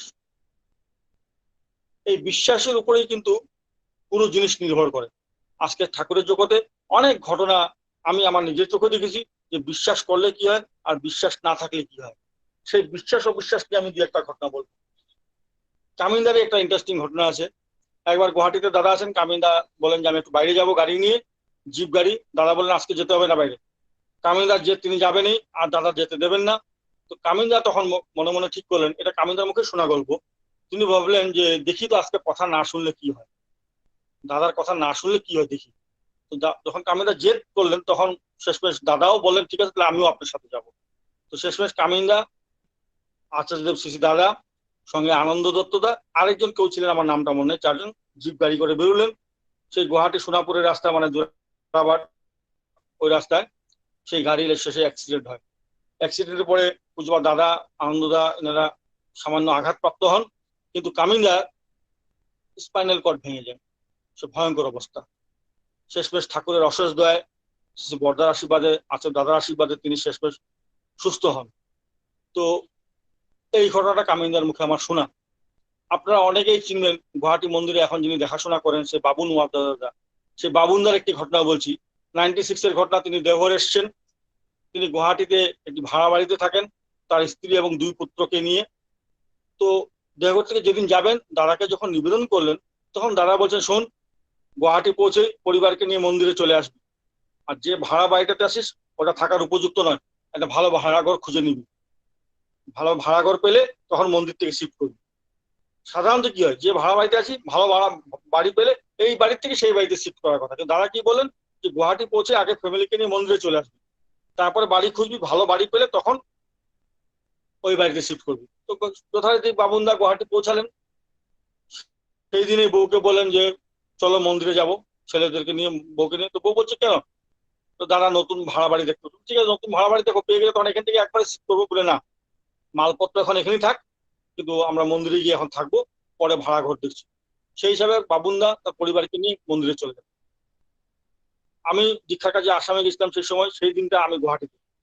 সেই দিন এই জন্য বিশেষ করে মনে আছে, সেদিন ইডেন গার্ডেনে 1996 এর ওয়ার্ল্ড কাপ সেমিফাইনাল ইন্ডিয়া এবং শ্রীলঙ্কা। তো সন্ধ্যার পরে গুয়াহাটি শহরের রাস্তাঘাটে খুব ফাঁকা, সবাই খেলা দেখায় ব্যস্ত। মন্দিরে ঢুকেই বাঁ দিকে তার পাশে লাইব্রেরি ছিল, সেখানে বসে আমরা খেলা। হঠাৎ 7টা সাড়ে 7টা অ্যাম্বুলেন্সের সাইরেনের আওয়াজ আর পুলিশের গাড়ির আওয়াজ শুনছি, পর শুনে যাচ্ছি। দেখতো কি হয়েছে। কিছুক্ষণ পর এসে বলছে দাদা, আলফা মানে আসামের যে আলফা ছিল সে আলফা অমুককে অ্যাটাক করেছে। শুনে আমরা যারা ছিলাম সবাই দৌড়ালাম। তো ততক্ষণে তো ভিড় জমে গেছে। গিয়ে দেখি ওই বাবুনদা যে বাড়িটাতে ভাড়া থাকতেন ওই বাড়ির মালিক, তিনি একটি কলেজের প্রফেসর এবং পলিটিক্যালি খুব একটা মানে স্ট্রং পজিশন, একটা পলিটিক্যাল পার্টির সাথে উনি ইনভলভ ছিলেন। উনি ওই 7টা সাড়ে 7টায় গাড়ি করে এসে ওনার বাড়ির যে মেন গেটের সামনে নেমে উনি মানে বাড়িটার সামনে একটা উঠোন, তারপরে ওনার বাড়িটা মানে গেটটা খুলে বাড়িতে ঢুকবেন, আর বাঁ দিকে বাবুনদারা যে ঘরটা ভাড়া থাকে ওনারই বাড়ি, সেই বাড়িটা। তো যে গাড়ির থেকে উনি নামলেন সঙ্গে সঙ্গে চারদিক থেকে গুলি শুরু হয়। উনি গেট খুলে দৌড়ান। তো ওনার বাড়িটা সোজা, বাঁ দিকের বাড়িটা বাবুনদার, ঠিক ওই বাবুনদার বাড়ির যে ওয়ালের ওখানে গিয়ে উনি পড়ে যান। উনাকে লক্ষ্য করে কয়েকশো গুলি ওরা করে। তো সে তো স্পট ডেড। তো সেদিন তো প্রচন্ড ভিড়। পরের দিন যখন গেলাম দেখতে, গিয়ে দেখি বাবুনদারা যে ঘরটায় থাকতেন সেই দেওয়ালে অজস্র ফুটো সেই গুলি ঢুকেছে। তখন আমরা ভাবছি যে এই যে দাদা বাবুনদাকে বললেন, আজকে যদি বাবুনদা যদি পরিবার নিয়ে মন্দির শিফট না করতো তাহলে নির্ঘাত সেখানে মারা যেত। কারণ যেভাবে তার বাড়িতে মানে দেওয়াল ফুটো গুলি ঢুকেছে তাদের কিন্তু বাঁচার কথা না। তো দাদা কিন্তু হাত ধরে রক্ষা করলো। তো এই যে বললাম তার নির্দেশ মানলে কি হয়। আরো কয়েকটা ঘটনা বলছি যে তার কথা যদি আমরা গুরুত্ব না দিই তখন কি হয়। আমি তখন গুয়াহাটি মন্দির থেকে পড়াশোনা করি 93-তে। আমার এক পরিচিত ভদ্রলোক, উনি ডিব্রুগড়ে থাকেন, উনি গুয়াহাটি এসে আমাকে বললেন যে ভাই আমার সাথে পুরী যেতে হবে। তখন শিশু বর্দা সপরিবারে পুরীতে থাকেন। তো শেষমেশ গেলাম। ট্রেনে উনি আমাকে বলছেন পবিত্র ভাই আমার সৈস্তনী ব্রত ভঙ্গ হয়েছে, একটু দাদার কাছে নিবেদন করতে হবে। ঠিক আছে। তো পুরীতে পৌঁছানোর পর সন্ধ্যার সময় দাদার কাছে ওনাকে নিয়ে গিয়ে নিবেদন করলাম যাকে সৈস্তনী ব্রত ভঙ্গ হয়েছে। দাদা আমাকে বলেন যে ওকে ভালো করে বুঝিয়ে দে, এখান থেকে যখন যাবে সোজা বাড়িতে যাবে, আর বাড়ি থেকে 4 দিনের ব্রত করবে, প্রায়শ্চিত্ত করবে। শেষ 4 দিন আমরা পুরীতে ছিলাম। কিন্তু ইন্টারেস্টিং যে ঘটনাটা হলো যে 4 দিনের যখনই দাদার সাথে আমার দেখা হয়েছে, দাদা তখনই আমাকে যাই ওকে কিন্তু ভালো করে বুঝিয়ে বলবি। তো আমি একটু অবাক হলাম যে একটা নিবেদন করলাম, তিনি একবার আমাকে উত্তর দিয়েছেন শেষ, কিন্তু পরপর 4 দিনে কিন্তু তিনি এই সেম কথাটি রিপিট করলেন। তো পুরীর থেকে যখন রওনা দিলাম, সারা রাস্তায় আমি লোকটিকে যাজন করলাম, দেখেন দাদা, পূজ্যবাদ দাদার কাছে নিবেদন করলাম, তিনি একবার আমাকে বিধান বলে দিলেন তো কথা শেষ, তিনি কিন্তু পরপর 4 দিন একই কথা বললেন। জিনিসটা কিন্তু গুরুত্ব সহকারে নেবেন, আপনি সোজা বাড়ি যাবেন, গিয়ে ব্রত করবেন, ঠিক আছে। তো গুয়াহাটি পৌঁছালাম এই 10টা, 10:30, 11টার দিকে। ওনার রাত্রে 8টার সময় বাস। ওনার এক দিদি থাকেন গুয়াহাটিতে, উনি বলেন এই সারা দুপুরটা আমি কি করবো, তা আমি অনেকদিন হয়েছে দিদির সাথে দেখা হয়নি, আমি দিদিকে দেখা করে রাত্রে বাস ধরে চলে যাবো, ঠিক আছে। তো উনি চলে গেলেন, এটা 93 ঘটে। উনি যখন চলে গেলেন আমি মন্দিরে চলে গেলাম, তখন তো মোবাইল ফোন কিছু নাই। 15-20 দিন পরে হঠাৎ খবর পেলাম সেই ব্যক্তি মারা গেছে। আমি শুনে খুব অবাক হলাম, মারা গেছে। তা আমি খুঁজে খুঁজে ওনার দিদির বাড়িতে গিয়ে হাজির হলাম। তো কথায় কথা আমি জানার চেষ্টা করলাম, তখন আমি বললাম যে উনি তো সেদিন এসেছিলেন। ও না, আমি প্রথম জিজ্ঞেসলাম যে কি করে মারা গেছে, তখন বলছে যে বাড়ির থেকে এরকম যেদিন পৌঁছালো বাড়িতে, সন্ধ্যার সময় স্কুটার নিয়ে বেরোতে গিয়ে ব্যালেন্স হারিয়ে পড়ে যায়, হেড ইনজুরি হয় এবং স্পট ডেথ। তখন আমি কথা কথা জানতে চাইলাম যে উনি তো সেদিন আপনার সঙ্গে দেখা করতে এসেছিলেন, তারপরে কি সেদিনই রাত্রে চলে গেছিলেন? বলে না, ওর তো সেদিন টিকিট করাই ছিল, আমি ওকে অনেক রিকোয়েস্ট করে জোর করলাম যে কখনো তো আমার বাড়িতে আসিস না, এত বছর পরে আসিস, একটা দিন থেকে যা। তো সে 2 রাত তো আমার ঘরে ছিল, তারপরে সে যায়।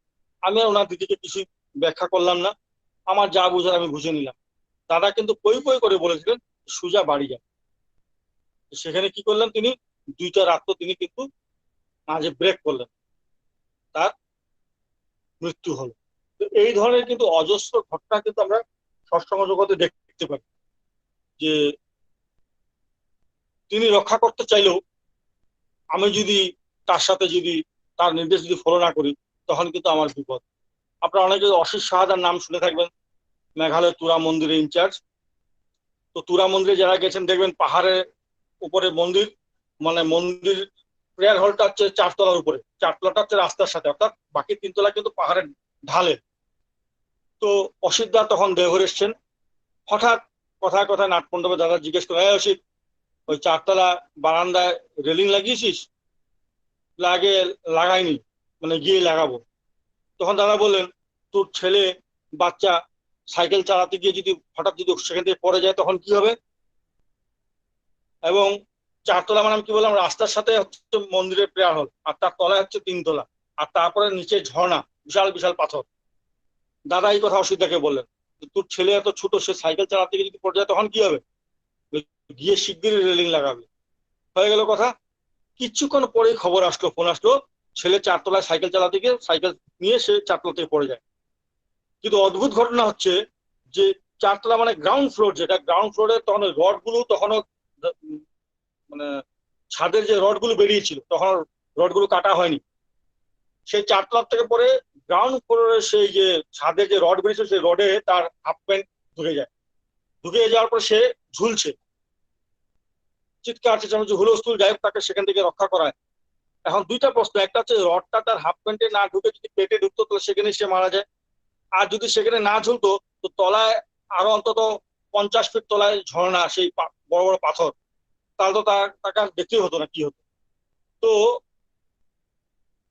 সেই রডে ঝুলে থাকলো সে। যাই হোক পরবর্তীতে দাদা মিউট হয়ে গেছে, পবিত্র দা মিউট হয়ে গেছে।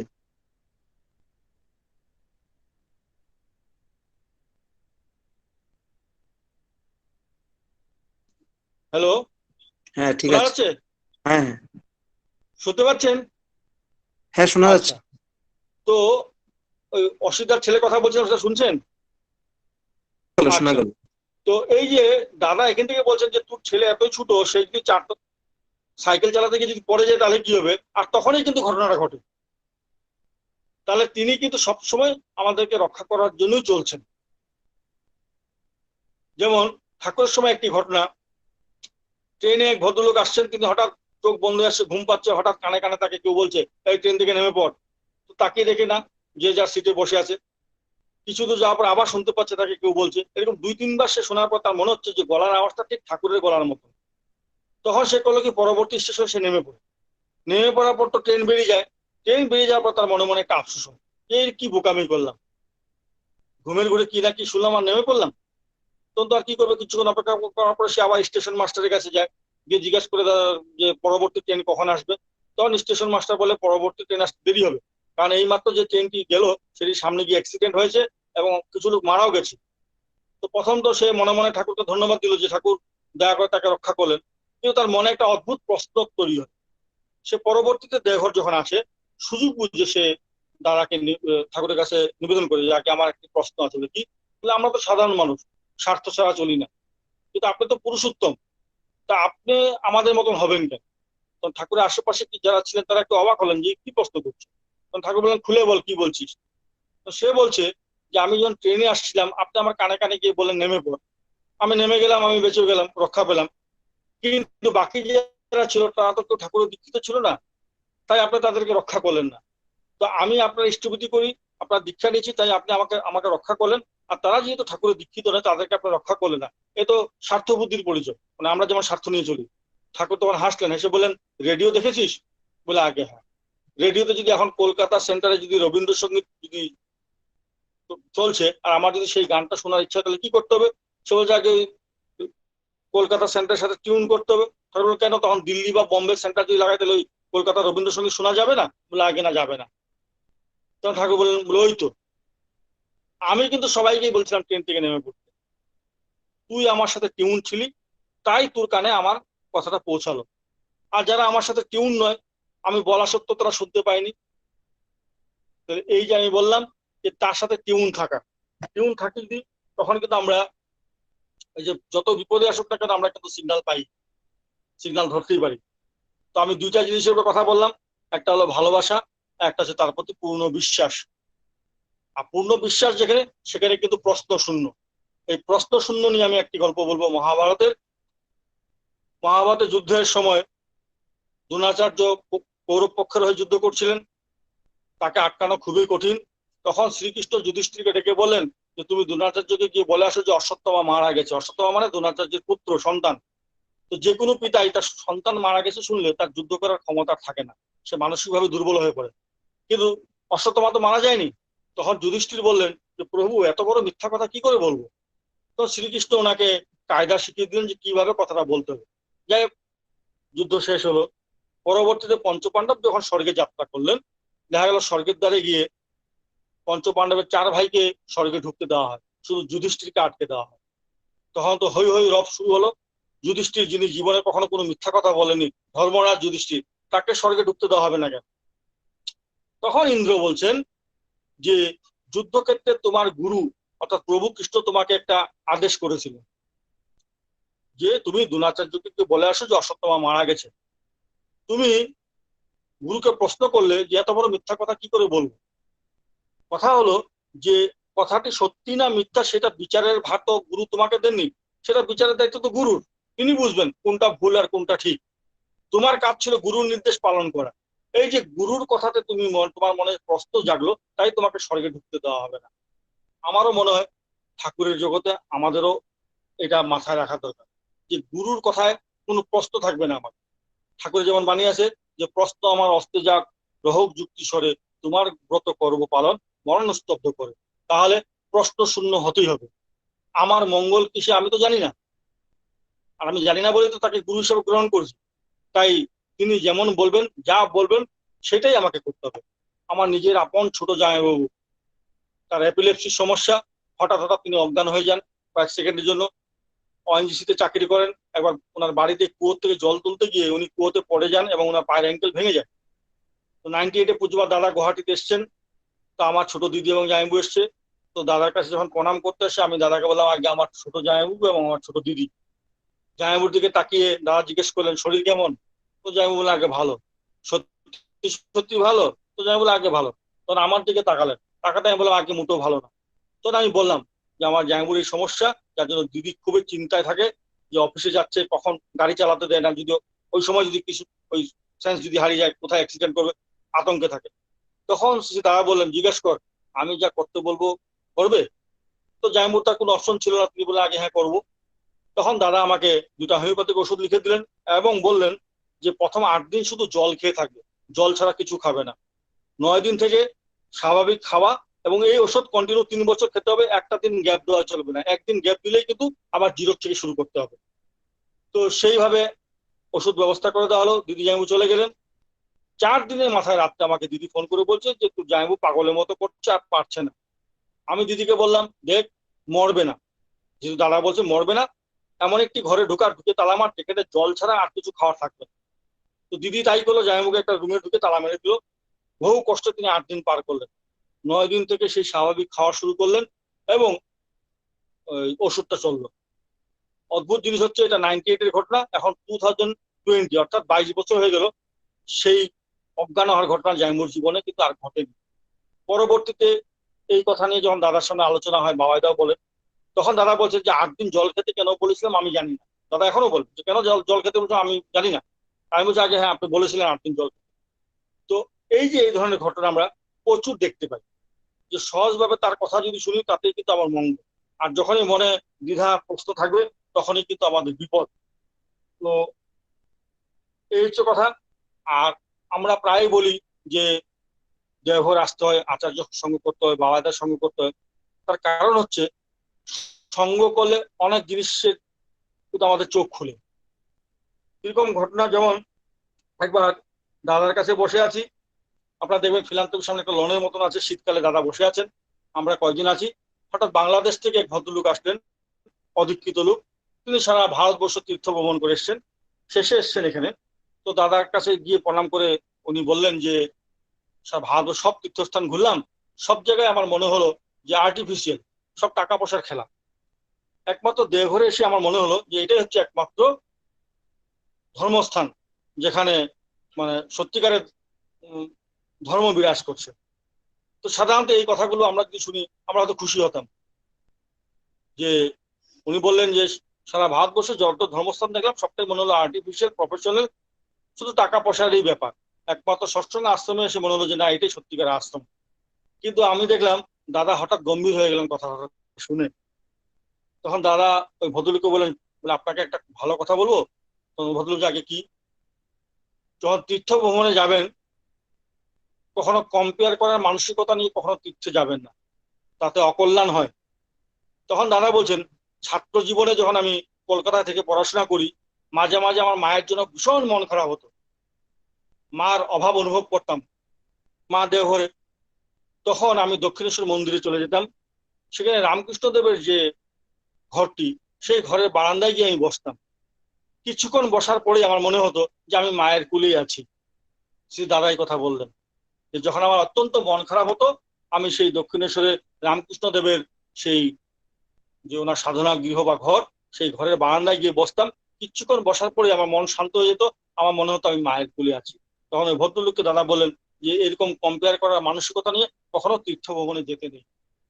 এটা একটা পরম শিক্ষা আমাদের। আমরা অনেক সময় এরকম বলি যে আমারটাই শ্রেষ্ঠ, আমাদেরটাই ভালো, তা না, যে যার মতন। তো এই একটা ঘটনা মনে পড়লো। তারপরে যেমন একটি ছোট্ট ঘটনা, এটাও একটা খুব ইন্টারেস্টিং ঘটনা। দাদার কাছে বসে আছি, হঠাৎ দাদা আমাকে জিজ্ঞেস করলেন সিগারেট খাস? বললাম আগে না। কখনো খেয়েছিস? বললাম আগে হ্যাঁ। কখন? গুয়াহাটিতে যখন কলেজে পড়তাম, তো আরো কিছু স্টুডেন্ট ছিল মন্দিরে, রাত্রে আনন্দবাজার করে ওই রাস্তা মানে মন্দিরের বাইরে রাস্তায় গিয়ে ওরা সবাই সিগারেট খেত, আমি পান খেতাম, তো কখনো কখনো শখে আমিও 1-2টা সিগারেট খেয়েছি। তখন দাদা আমাকে বলেন শোন, একবার আমার প্রচন্ড সিগারেট খাওয়ার ইচ্ছা হলো, আমি মার কাছে গিয়ে টাকা চাইলাম যে মা কিছু টাকা দাও তো আমি সিগারেট খাবো। মা আমাকে টাকাও দিলেন।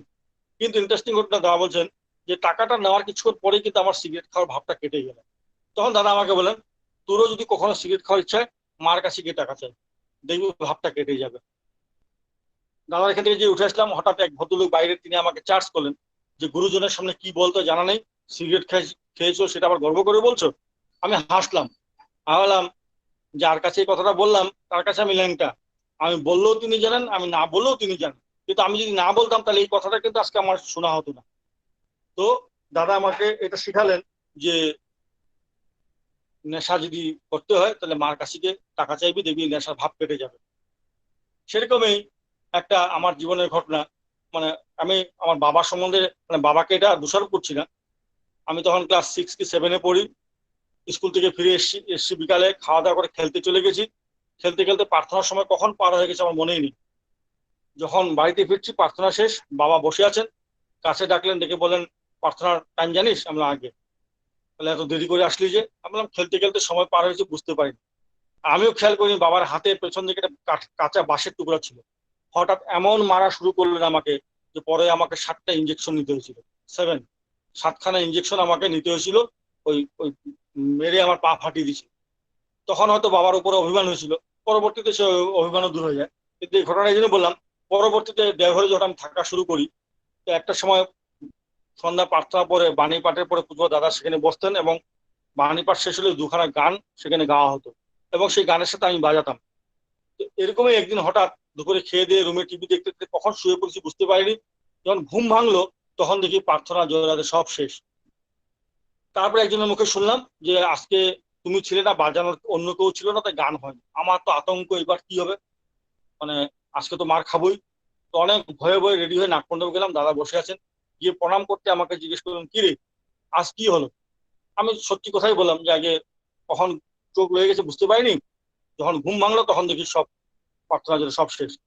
দাদা আমাকে বলে, শোন, শরীর যখন বিশ্রাম চায় তখন তাকে বিশ্রাম দিতে হয়। তিনি মারলেন না, বকলেন না, কিছু না, সহজ কথা আমাকে বলেন, শরীর যখন বিশ্রাম চায় তখন বিশ্রাম দিতে হয়।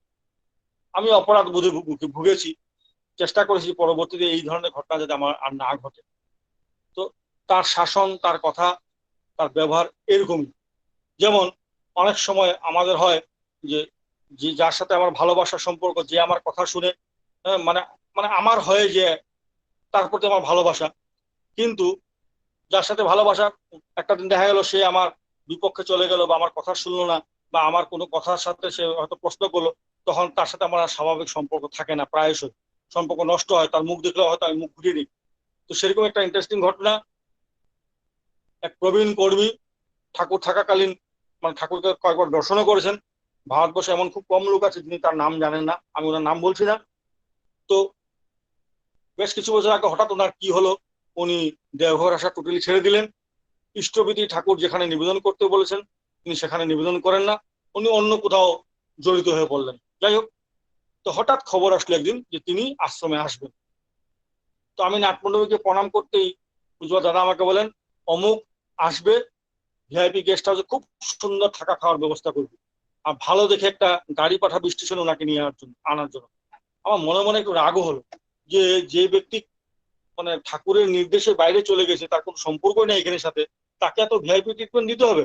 কিন্তু আচার্যদেবের আদেশ, কিছু করার নেই। যথারীতি ভিআইপি গেস্ট হাউসে তার থাকা খাওয়ার খুব সুন্দর ব্যবস্থা করা হলো, ভালো গাড়ি পাঠানো হলো স্টেশনে, উনি গাড়িতে করে আসলেন। সন্ধ্যার সময় দাদা নাটমণ্ডপে বসছেন, উনি দাদার কাছে দেখা করতে গেলেন, দাদা বলে চেয়ার দে, ওনাকে চেয়ারে বসানো হলো। নর্মাল স্বাভাবিক যেমন দাদা কথা বলেন, আগেও যখন আসতেন যেভাবে কথা বলেন সেভাবে ওনার সাথে কথা বললেন। উনি 3-4 দিন থেকে চলে গেলেন। তো এই জন্য বাবাইরা অনেকে লক্ষ্য করবেন যে ফিলান্থ্রপি গেটে ঢোকার সময় ডান দিকে যে ক্যান্টিন, সেই ক্যান্টিনে যেখানে চা খান, সেখানে বাবাইরা চা খাওয়ার পরে কয়েকজন আছে, আমিও আছি, হঠাৎ ওই প্রসঙ্গটা উঠলো। তখন বাবাইদা বলছেন যে বাবা অর্থাৎ আছেন দাদা বলে, যাকে অন্তরে একবার যেখানে স্থান দেন চিরকাল সেই স্থান তিনি বজায় রাখেন। সে বাবার সাথে কি আচরণ করছে না করছে তাতে বাবার কিছু যায় আসে না, বাবা কিন্তু তার সাথে চিরকাল ওই একই ব্যবহার করে যান। সেই ভদ্রলোক যদি সত্যিকারের মানুষ হয়ে থাকেন তাহলে তিনি এখন চিন্তা করবেন যে এত কিছু করার পরেও দাদা তো আমার সাথে একই রকম ব্যবহার করে গেলেন। তো এটা একটা পরম শিক্ষণীয় জিনিস আমাদের। আমাদের তো অন্যের ব্যবহারের সাথে আমার ব্যবহার পরিবর্তন হয়, তার কিন্তু পরিবর্তন হয় না। তিনি সর্বদা যার সাথে যেমন একই রকম তিনি মেনটেন করে যান। অনেক সময় আমাদের সহকর্মীর মধ্যেও অনেক সময় ছোট ছোট ব্যাপার নিয়ে আমরা অনেক সময় অশান্তি হয়, মনোমালিন্য হয়, কথাবার্তা বন্ধ হয়। সেই সহকর্মী সম্বন্ধে একটি ঘটনা বলবো, হয়তো শুনলে কাজে আসতে পারে আপনাদের। দেওঘর আশ্রমের মাঝে কিছুদিন চুরি চামারি শুরু হয়। তো বাবাইদা আমাদেরকে বলেন কয়েকটা দল তৈরি করে রাত্রে পাহারা ব্যবস্থা করতে, এটা আমরাও পাহারা দিই। তো আমাদের তো পার্মানেন্ট নাইট গার্ড আছে, তা সত্ত্বেও আমরা এক একটা টিম করে আমরা এক একদিন পাহারা দিতাম। সেরকমই একদিন রাত্রের ঘটনা, রাত 12:30-1টা বাজে, আমরা ঠাকুরবাড়ির থেকে পাহারা দিতে দিতে যখন বর্দা বাড়ি এসে ঢুকলাম, বর্দার বিগ্রহ যেখানে, সেখানে যিনি নাইট গার্ড ছিলেন এসে দেখছি তিনি ঘুমাচ্ছেন। তখন আমাদেরই একজন করলো কি, লাঠি দিয়ে তাকে খুঁচালো, খুঁচাতেই তার ঘুম ভেঙে যায়। তখন আমাদের সেটি বলে, মাসে মাসে তুমি মাইনে নাও আর রাতে তুমি ঘুমাও নাইট ডিউটির বদলে, এসব বলেছে। যাক, ঘটনা শেষ হলো। পরের দিন সকালে দাদার কাছে বসে আছি, সেই নাইট গার্ড হঠাৎ দাদাকে এসে বলছে, আগে রাত্রে আমি এরকম ডিউটি শুয়ে পড়েছিলাম, অমুক এসে আমাকে লাঠিতে এমন খোঁচালো আর বললো মাসে মাসে মাইনে নাও, রাতে ঘুমাও, নাইট ডিউটি না করে। দাদা তখন আমাকে বলে "এই, ওকে ডেকে নিয়ে আয়।" তো তাকে যে বলেছে তাকে ডেকে আনা হলো। দাদার কাছে যখন আসার পর দাদা জিজ্ঞেস করলো, "এই, ওকে কাজে তুই রেখেছিস না আমি রেখেছি?" তখন সে বলে আগে আপনি রেখেছেন। "ওকে মাইনে তুই দিস না আমি দিই?" তখন সে বলে আগে আপনি দিন। "তাহলে ও রাত্রে ঘুমায় কি জেগে থেকে সেটা তো আমার বিষয়, তুই ওকে বলতে গেলি কেন?" তো সে বলে আগে আমার অন্যায় হয়েছে। তারপর যে কথাটি দাদা বললেন, দাদা বলেন শোন, সেও রাত্রে ডিউটি দেওয়ার কথা, আর তোরাও রাত্রে ডিউটি দিচ্ছিস, সেই হিসাবে তোরা সহকর্মী। বলে আগে তো তোর জায়গায় যদি আমি হতাম, তাহলে আমি তাকে গিয়ে বলতাম, ভাই তোমার ঘুম পাচ্ছে, তুমি ঘুমাও, তুমি চিন্তা করো না, আমি আছি। এই কথা যদি তুই ওকে বলতি, তাহলে চিরজীবনের জন্য ও তোর চির গোলাম হয়ে থাকে।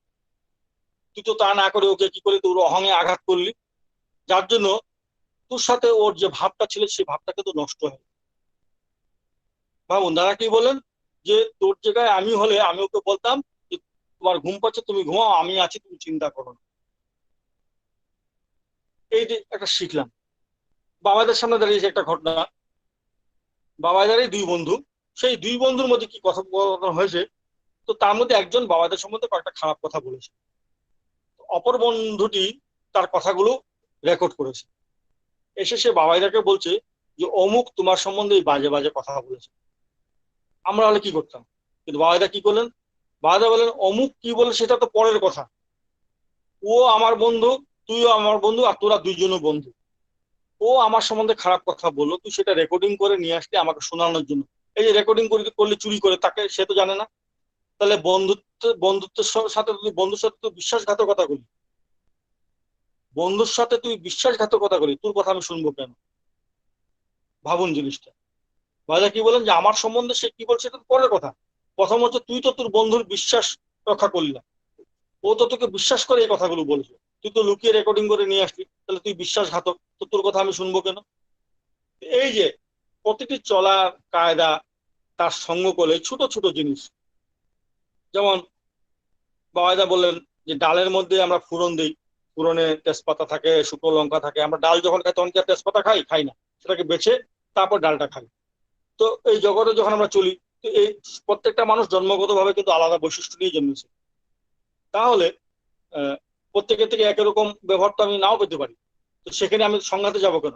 ডাল থেকে যেমন তেজপাতা বেছে বেছে আমরা ডাল খাই, এই কর্মজগতে আমাদেরকে কিন্তু তাই করতে হবে। এই যে ছোট ছোট ঘটনা, আজকে আমার 26 বছর ধরে আমি বাবাইদার প্রত্যেকটা ছোট ছোট জিনিস দেখি যে কত নিখুঁত তিনি ঠাকুরের বিষয়ে।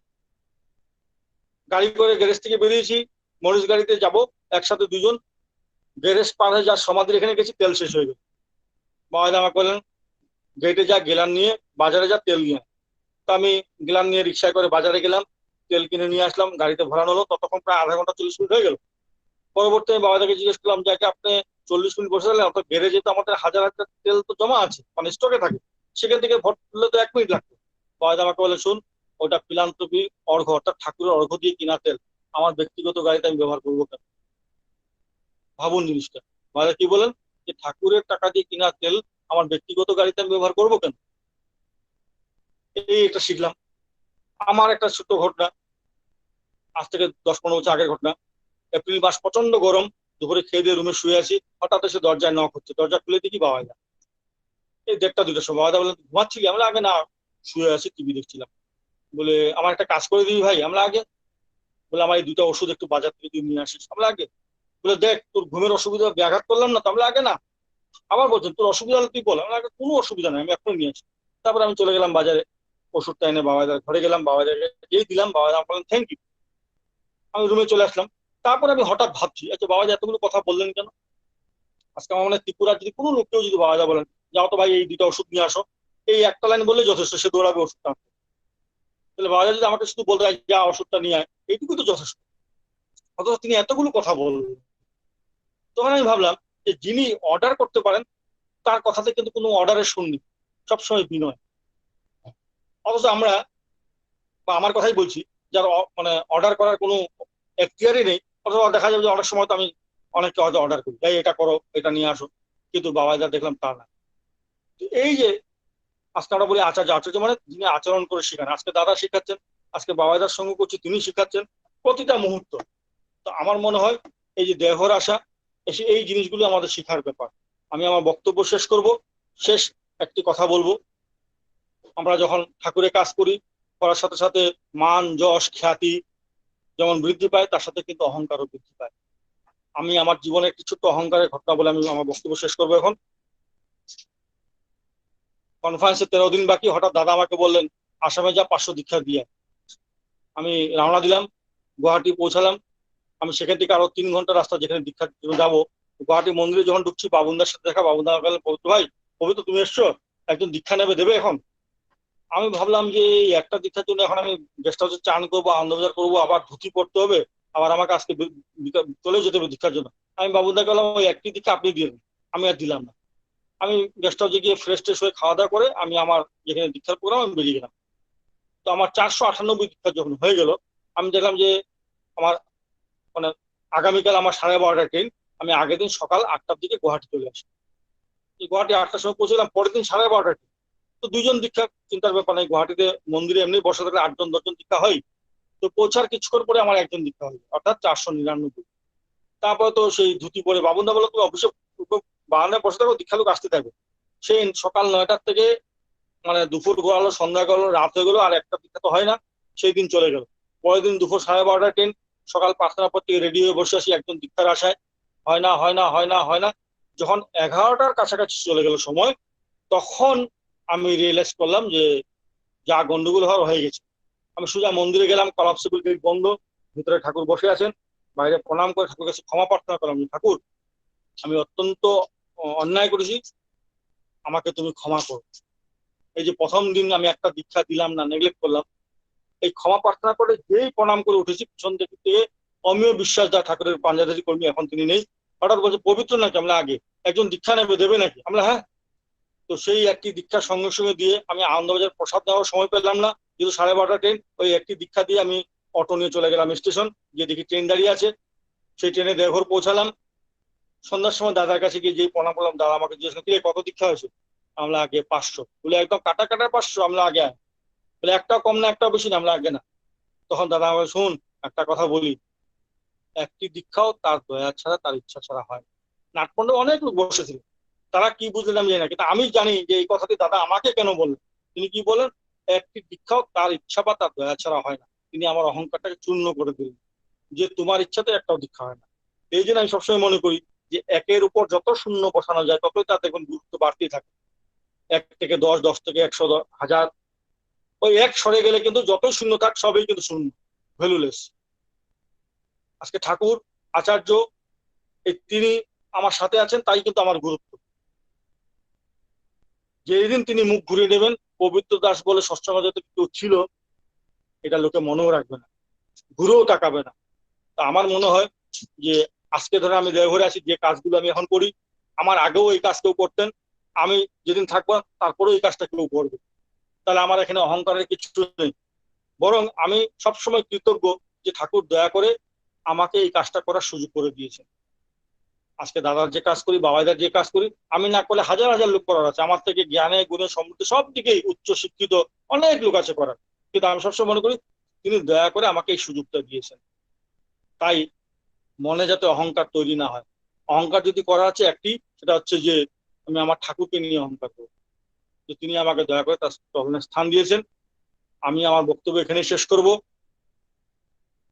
সমস্ত দাদা এবং মায়েরা যারা আজকে সৎসঙ্গে যোগদান করেছেন, এবং সমস্ত ত্রিপুরাবাসীর হয়ে আমি পরম পিতার কাছে প্রার্থনা করি, সবাই ভালো থাকুন, আনন্দে থাকুন, শক্তিতে থাকুন।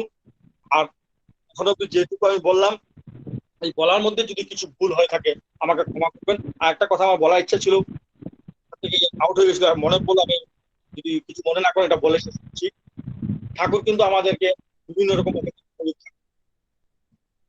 সেই পরীক্ষা নিয়ে আমি 2টা ঘটনা বলবো। এক ভদ্রলোক ঠাকুরের কাছে এসে খুব কান্নাকাটি, আগে আমি আপনার চরণ থেকে আপনার সেবা করতে চাই। ঠাকুর শুনে বলে, খুব ভালো।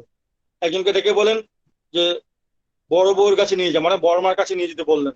বড় বউর কাছে নিয়ে যা, গিয়ে বলবি যে ও এসে বলেছে যে ও আমার কাছে থেকে এখানে কাজ করবে, তো ওকে একটু ভালো করে খাওয়াতে। তো তাকে নিয়ে গিয়ে বড়মাকে বলা হলো যে আগে ইনি ঠাকুরের কাছে নিবেদন করলেন, উনি ঠাকুরের কাছে থেকে এখানে কাজ করবেন, তো ঠাকুর পাঠালেন আপনার কাছে কিছু খাওয়াতে। তখন ওই লোকটিকে বড়মা বললেন, ভাই ভালো কথা, আমি খাওয়ার ব্যবস্থা করছি, ততক্ষণ তুমি ওই স্টোভটা রেখে স্টোভটা একটু জ্বালিয়ে দিও। ওখানে দেখো মেস আছে, স্টোভটা জ্বালাও, আমি খাবার দিচ্ছি। কিছুক্ষণ পর বর্মা খাবার নিয়ে আসলেন, তাকে খেতে দিলেন, তিনি খেলেন। খাওয়ার পর তিনি ঠাকুরের কাছে যখন গেলেন, কিছুক্ষণ পর বর্মাও গেলেন। তখন বর্মাকে জিজ্ঞেস করলেন, ঠাকুর কি বড় বউ, ও যে বললো আশ্রমে থাকবে, থাকতে পারবে তো? তখন বর্মা বললেন, আগে ও আশ্রমে থাকার উপযুক্ত না। বলে কেন? বলে ওর খরচের ধাত অনেক বেশি। লোকটা তো অবাক, আমাকে তো খাওয়ালেন, বসিয়ে এত কিছু হলো, হঠাৎ কি হলো? তখন বর্মা বলছে, ওকে একটা স্টোভ জ্বালাতে দিয়েছিলাম, 6খানা কাঠি নষ্ট করেছে, 6খানা কাঠি নষ্ট করেছে, ও আশ্রমে থাকতে পারবে না, ওর খরচের বহর অনেক বেশি। এই একটি ঘটনা। আর একটি ছোট্ট ঘটনা বলছি, শেষ করব। আপনারা অনেকেই নাম শুনে থাকবেন দীননাথ শর্মাদা, যিনি পাঞ্জাব অফিসের দায়িত্বে ছিলেন। সেই দীননাথ শর্মাদা যখন 1953 বা 54, আমার সনটা মনে নেই, তিনি দেওঘরে পার্মানেন্টলি থাকার জন্য এসেছেন। আপনার রবীন্দ্রার নাম সবাই শুনে থাকবেন, মানে ভক্তপ্রবর। তো শ্রী বরদা রবীন্দ্রকে বলেছেন যে দিনুদা, দিনু বলে ডাকতেন, দিনু তো এখানে থাকবে বলে, পার্মানেন্টলি থাকবে বলে এসছে, আমি ভাবছি ওকে কালকে খুব বকাবক করবো, মানে গালাগাল দেবো, দেখিও সহ্য করতে পারে কিনা। মানে এখানে থাকতে গেলেও তো পরীক্ষা করতে হবে, ও থাকতে পারে কিনা আমি দেখি, সহ্য করতে পারে কিনা আমার বোকা। রবীন্দ্রনাথ তখন মনে খুব ভয় ধরলো, কারণ তখন আশ্রমে এমনি পার্মানেন্ট লোক পাওয়া যাচ্ছে না থাকার। তার মধ্যে আসাম থেকে সেই দিনতাকে জোগাড় করে রবীন্দ্র নিয়ে এসছে। এখন রবীন্দ্র দিনদা খুব মেজাজি ছিলেন, যে অকারণে বকাবকি খেলে তো সে আশ্রম ছেড়ে পালিয়ে যাবে।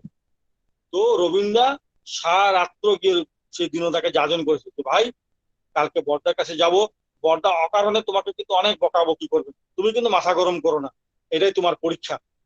খুব বুঝিয়ে টুঝিয়ে দিনদাকে নিয়ে গেছেন বর্দার কাছে সকালবেলা। যেই রবীন্দ্র আর দিনদার বর্দাকে প্রণাম করলেন, ওঠার সাথে সাথে বর্দা দিনদাকে কিছুই বললেন না, রবীন্দ্রকে প্রশ্ন বললেন, কি রবীন বলা হয়ে গেছে? রবীন্দ্রকে বর্দা জিজ্ঞেস করছেন, কি রবীন বলা হয়ে গেছে? রবীন্দ্র তো পণ্ডিত ব্যক্তি, সঙ্গে সঙ্গে তিনি তার ভুল বুঝতে পারলেন যে পরীক্ষাটা কিন্তু দিনদার ছিল না, পরীক্ষাটা ছিল ওনার। যে গুরু তো ওনাকে বিশ্বাস করে কথা বলেন, সেই কথাটা তো মানে তাকে বলার কথা ছিল না। সঙ্গে সঙ্গে রবীন্দ্র তখন ক্ষমা প্রার্থনা করলেন। তো এই জগতে মালিক কখন কিভাবে আমাদের পরীক্ষা নেবেন আমরা কিন্তু কেউ জানি না, তাই সর্বদা ঠাকুরের কাছে এটাই প্রার্থনা করবো। আর রবীন্দ্র একটা কথাই বলেছিলেন, যে এই জগতে টিকে থাকাটাই হচ্ছে সাধনা। তাই আমরা যাতে ঠাকুরকে নিয়ে টিকে থাকি সেইভাবে চেষ্টা করব। আমি আমার বক্তব্য এখানে শেষ করছি। কোনো যদি ভুল কিছু বলে থাকি তাহলে আমাকে ক্ষমা করবেন। আর একটা কথা বলি, ত্রিপুরার প্রচুর লোক দেওঘরে আসেন, যারা বাবাদের কাছে নিবেদন করতে আসেন। আমরা সেখানে থাকি নিবেদনের সময়, অনেক লোকের সাথে হয়তো অনেক সময় অকারণে বা অজান্তেই হয়তো কটু ব্যবহার, খারাপ কথা অনেক সময় বলে ফেলি অজান্তেই। যদি সেরকম কারোর সাথে কখনো যদি আমার এরকম হয়ে থাকে, আমি আজকে এই সুযোগে তাদের কাছেও ক্ষমা প্রার্থনা করছি। সবাই ভালো থাকবেন। জয় গুরু। জয় গুরু পবিত্রা। আমরা সমৃদ্ধ হলাম আপনার এই কথাগুলো শুনে। আর যে কথাগুলোর মধ্যে কোন রকম রং নেই, যা বাস্তব, যা আমাদের ইষ্ট কাজে প্রেরণা যোগাবে, আপনার কাছ থেকে সেই কথাগুলি শুনে আমরা খুব সমৃদ্ধ হলাম। আপনি ভালো থাকবেন, আপনার সুস্থ সুন্দর জীবনের প্রার্থনা করি শ্রী ঠাকুরের কাছে। আমরা এতক্ষণ পবিত্রতার কাছে যে কথাগুলো শুনলাম, আমাদের অনেকেরই জীবনে এই কথাগুলি কাজে লাগবে। বাস্তব ধর্মী কথা, যেগুলি তার জীবনে আচার্য সঙ্গ করে তিনি যা উপলব্ধি করেছেন তার উপলব্ধির কথা বললেন। আমরা এবার সৎসঙ্গে একদম শেষ প্রান্তে আমরা চলে যাব। শ্রী শ্রী ঠাকুরের ছড়ার গান পরিবেশন করবেন আমাদের সুদীপ্ত শেখর মিশ্রদা। আমি সুদীপ্তদাকে অনুরোধ করব ছড়ার গান পরিবেশন করবার জন্য। বাপিদা, আপনি মাইক্রোফোনটা মিউট করে দেবেন। পরম দয়ালের পরিচিত ছড়া গান পরিবেশিত হচ্ছে, বিষয় স্বাস্থ্য ও সদাচার। শ্রী বিগ্রহের মন্দির ভেবে যত্ন করিস শরীরটাকে, শ্রী বিগ্রহের মন্দির ভেবে যত্ন করিস শরীরটাকে, সহল পটু সুস্থ রাখিস বিধি মাফিক চালাস তাকে, শ্রী বিগ্রহের মন্দির ভেবে যত্ন করিস শরীরটাকে।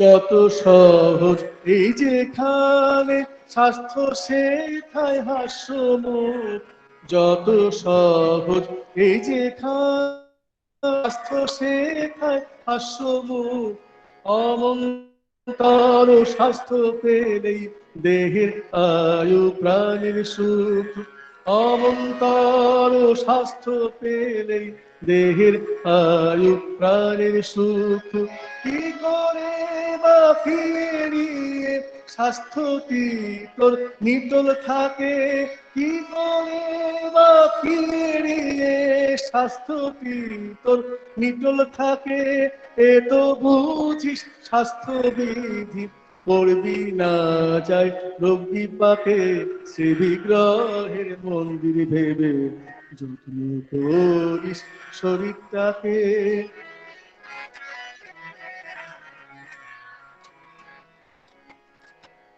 সহজ আহার স্বাভাবিক সহজ সুখে বসবাস উন্নয়নী তৎপরতা দক্ষ কর্মী ন্যায়ের দাস সহজ আহার স্বাভাবিক সহজ সুখে বসবাস উন্নয়নী তৎপরতা দক্ষ কর্মী ন্যায়ের দাস মনটা দুষ্ট হলে জানিস রোগের আথাল হয় মনটা দুষ্ট হলে জানিস রোগের আথাল হয় ওইটাকে তুই এড়িয়ে চলিস করবি ব্যাধি জয় ওইটাকে তুই এড়িয়ে চলিস করবি ব্যাধি জয় কাজের ঝোঁকে চলবি যতই শরীর ভুলে থেকে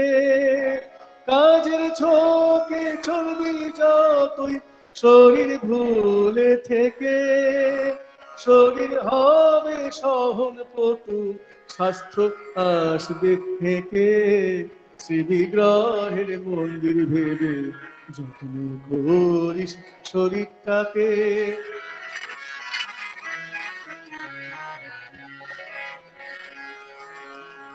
ঘরের গামছা কাপড় পরা বিছানা বালিশে শোয়া ব্যাধির বিপাক দুর্দশাকে কুড়িয়ে দেহেতে নেয়া ঘরের গামছা কাপড় পরা বিছানা বালিশে শোয়া ব্যাধির বিপাক দুর্দশাকে কুড়িয়ে দেহেতে নেয়া স্পর্শ দোষে বীজাণু ধায় সংস্রবেতে মন স্পর্শ দোষে বীজাণু ধায় সংস্রবেতে মন এই দেখে তুই চলিস ফিরিস বুঝলি বিচক্ষণ এই দেখে তুই চলিস ফিরিস বুঝলি বিচক্ষণ ছেলে মেয়ে কম হলেও তা বেঁচে বর্তে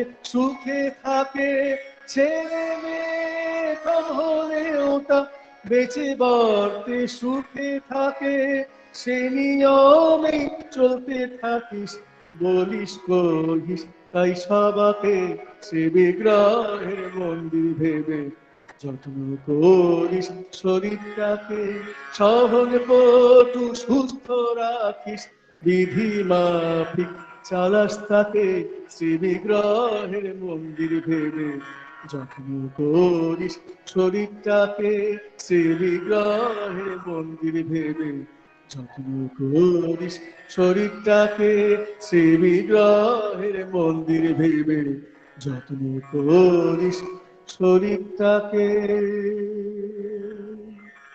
জয় গুরু। জয় গুরু হরিগুরু। খুব ভালো একটা এই বর্তমান পরিস্থিতিতে আমাদের যা ঠাকুরের কথা শোনা উচিত সেই স্বাস্থ্য সদাচার নিয়ে আমরা গানখানি শুনলাম, ছড়া গান। আজকের এই সৎসঙ্গে আমরা সমৃদ্ধ হলাম গানে, কীর্তনে এবং আলোচনায়। আমরা সৎসঙ্গের একদম শেষ লগ্নে, সময়ও প্রায় শেষের দিকে। আমরা এবার জয়রাধে কীর্তন করে ধ্বনি দিয়ে সৎসঙ্গ শেষ হবে। আমি শ্রী সুদীপ্ত সুন্দর ভৌমিক ভাইকে অনুরোধ করব শ্রী জয়রাধের কীর্তন করে।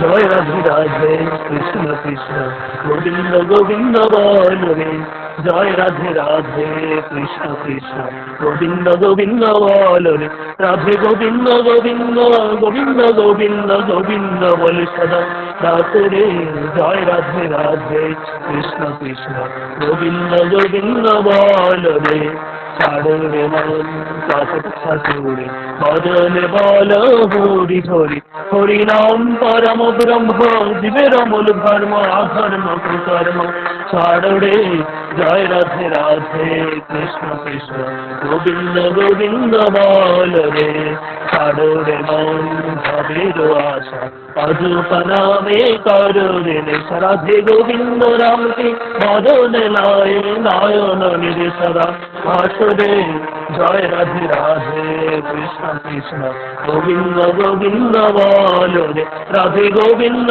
গোবিন্দ গোবিন্দ গোবিন্দ গোবিন্দ বলে সদা রাতরে, জয় রাধে রাধে কৃষ্ণ কৃষ্ণ গোবিন্দ গোবিন্দ বল রে, ছাড়ো রে মন কপট ঠাকুরে বদলে বল হরি হরি, হরি বল হরি বল হরি বল হরি বল, হরি বল হরি বল হরি বল হরি বল, হরি বল হরি বল হরি বল হরি বল, হরি বল হরি বল হরি বল হরি বল, হরি নাম পরম ব্রহ্ম জীবের অমূল ধর্ম, জয় রাধে রাধে কৃষ্ণ কৃষ্ণ গোবিন্দ গোবিন্দ বল রে, ছাড়ো রে মন ভবের আশা অযপা নামে করো রে নেশা, রাধা বল রাধা বল রাধা বল রাধা বল রাধা বল রাধা বল রাধা বল রাধা বল রাধা বল রাধা বল রাধা বল রাধা বল রাধা বল রাধা বল রাধা বল, রাধে গোবিন্দ রামকে বদনে লয় নয়ন নিরেশদায় ভাসরে, জয় রাধে রাধে কৃষ্ণ কৃষ্ণ গোবিন্দ গোবিন্দ বল রে, রাধে গোবিন্দ গোবিন্দ গোবিন্দ গোবিন্দ গোবিন্দ বলে সদা রাতরে, জয় রাধে রাধে কৃষ্ণ কৃষ্ণ গোবিন্দ গোবিন্দ বল রে, জয় রাধে রাধে কৃষ্ণ কৃষ্ণ গোবিন্দ গোবিন্দ বল রে।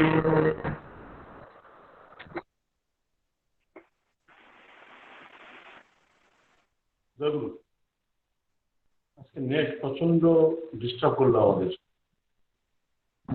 এবার সঙ্গের শেষে শ্রী শ্রী ঠাকুরের ধ্বনি দেওয়ার জন্য আমি শ্রীশঙ্কর মধ্যে ভৌমিক ভোলাদেব করব।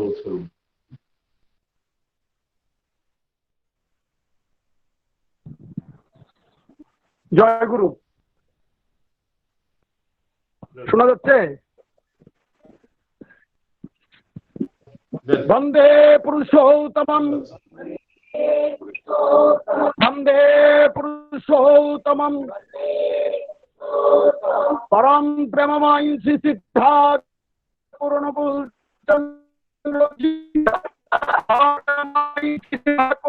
चंद्र जी की परम प्रेममय श्री परमाराध्या जगत जननी श्री श्री वर्मा की परमाराध्या जगत जननी श्री श्री वर्मा की परमाराध्या जगत जननी श्री श्री वर्मा की परम पूज्य पाद श्री श्री वर्धा की परम पूज्य पाद श्री श्री वर्धा की परम पूज्य पाद श्री श्री वर्धा की परम पूज्य पाद श्री श्री वर्धा की पूज्य पाद श्री दादा की परम पूज्य पाद आचार्य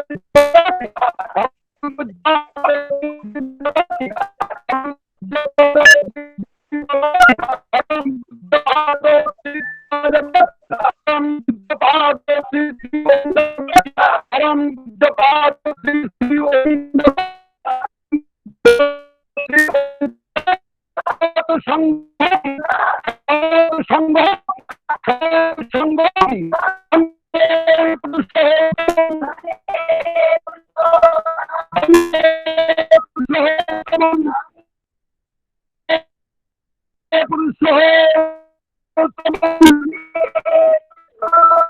सर्वसंख्या समाधानकारी विग्रह भगवान श्री ठाकुर गोचंद्र जी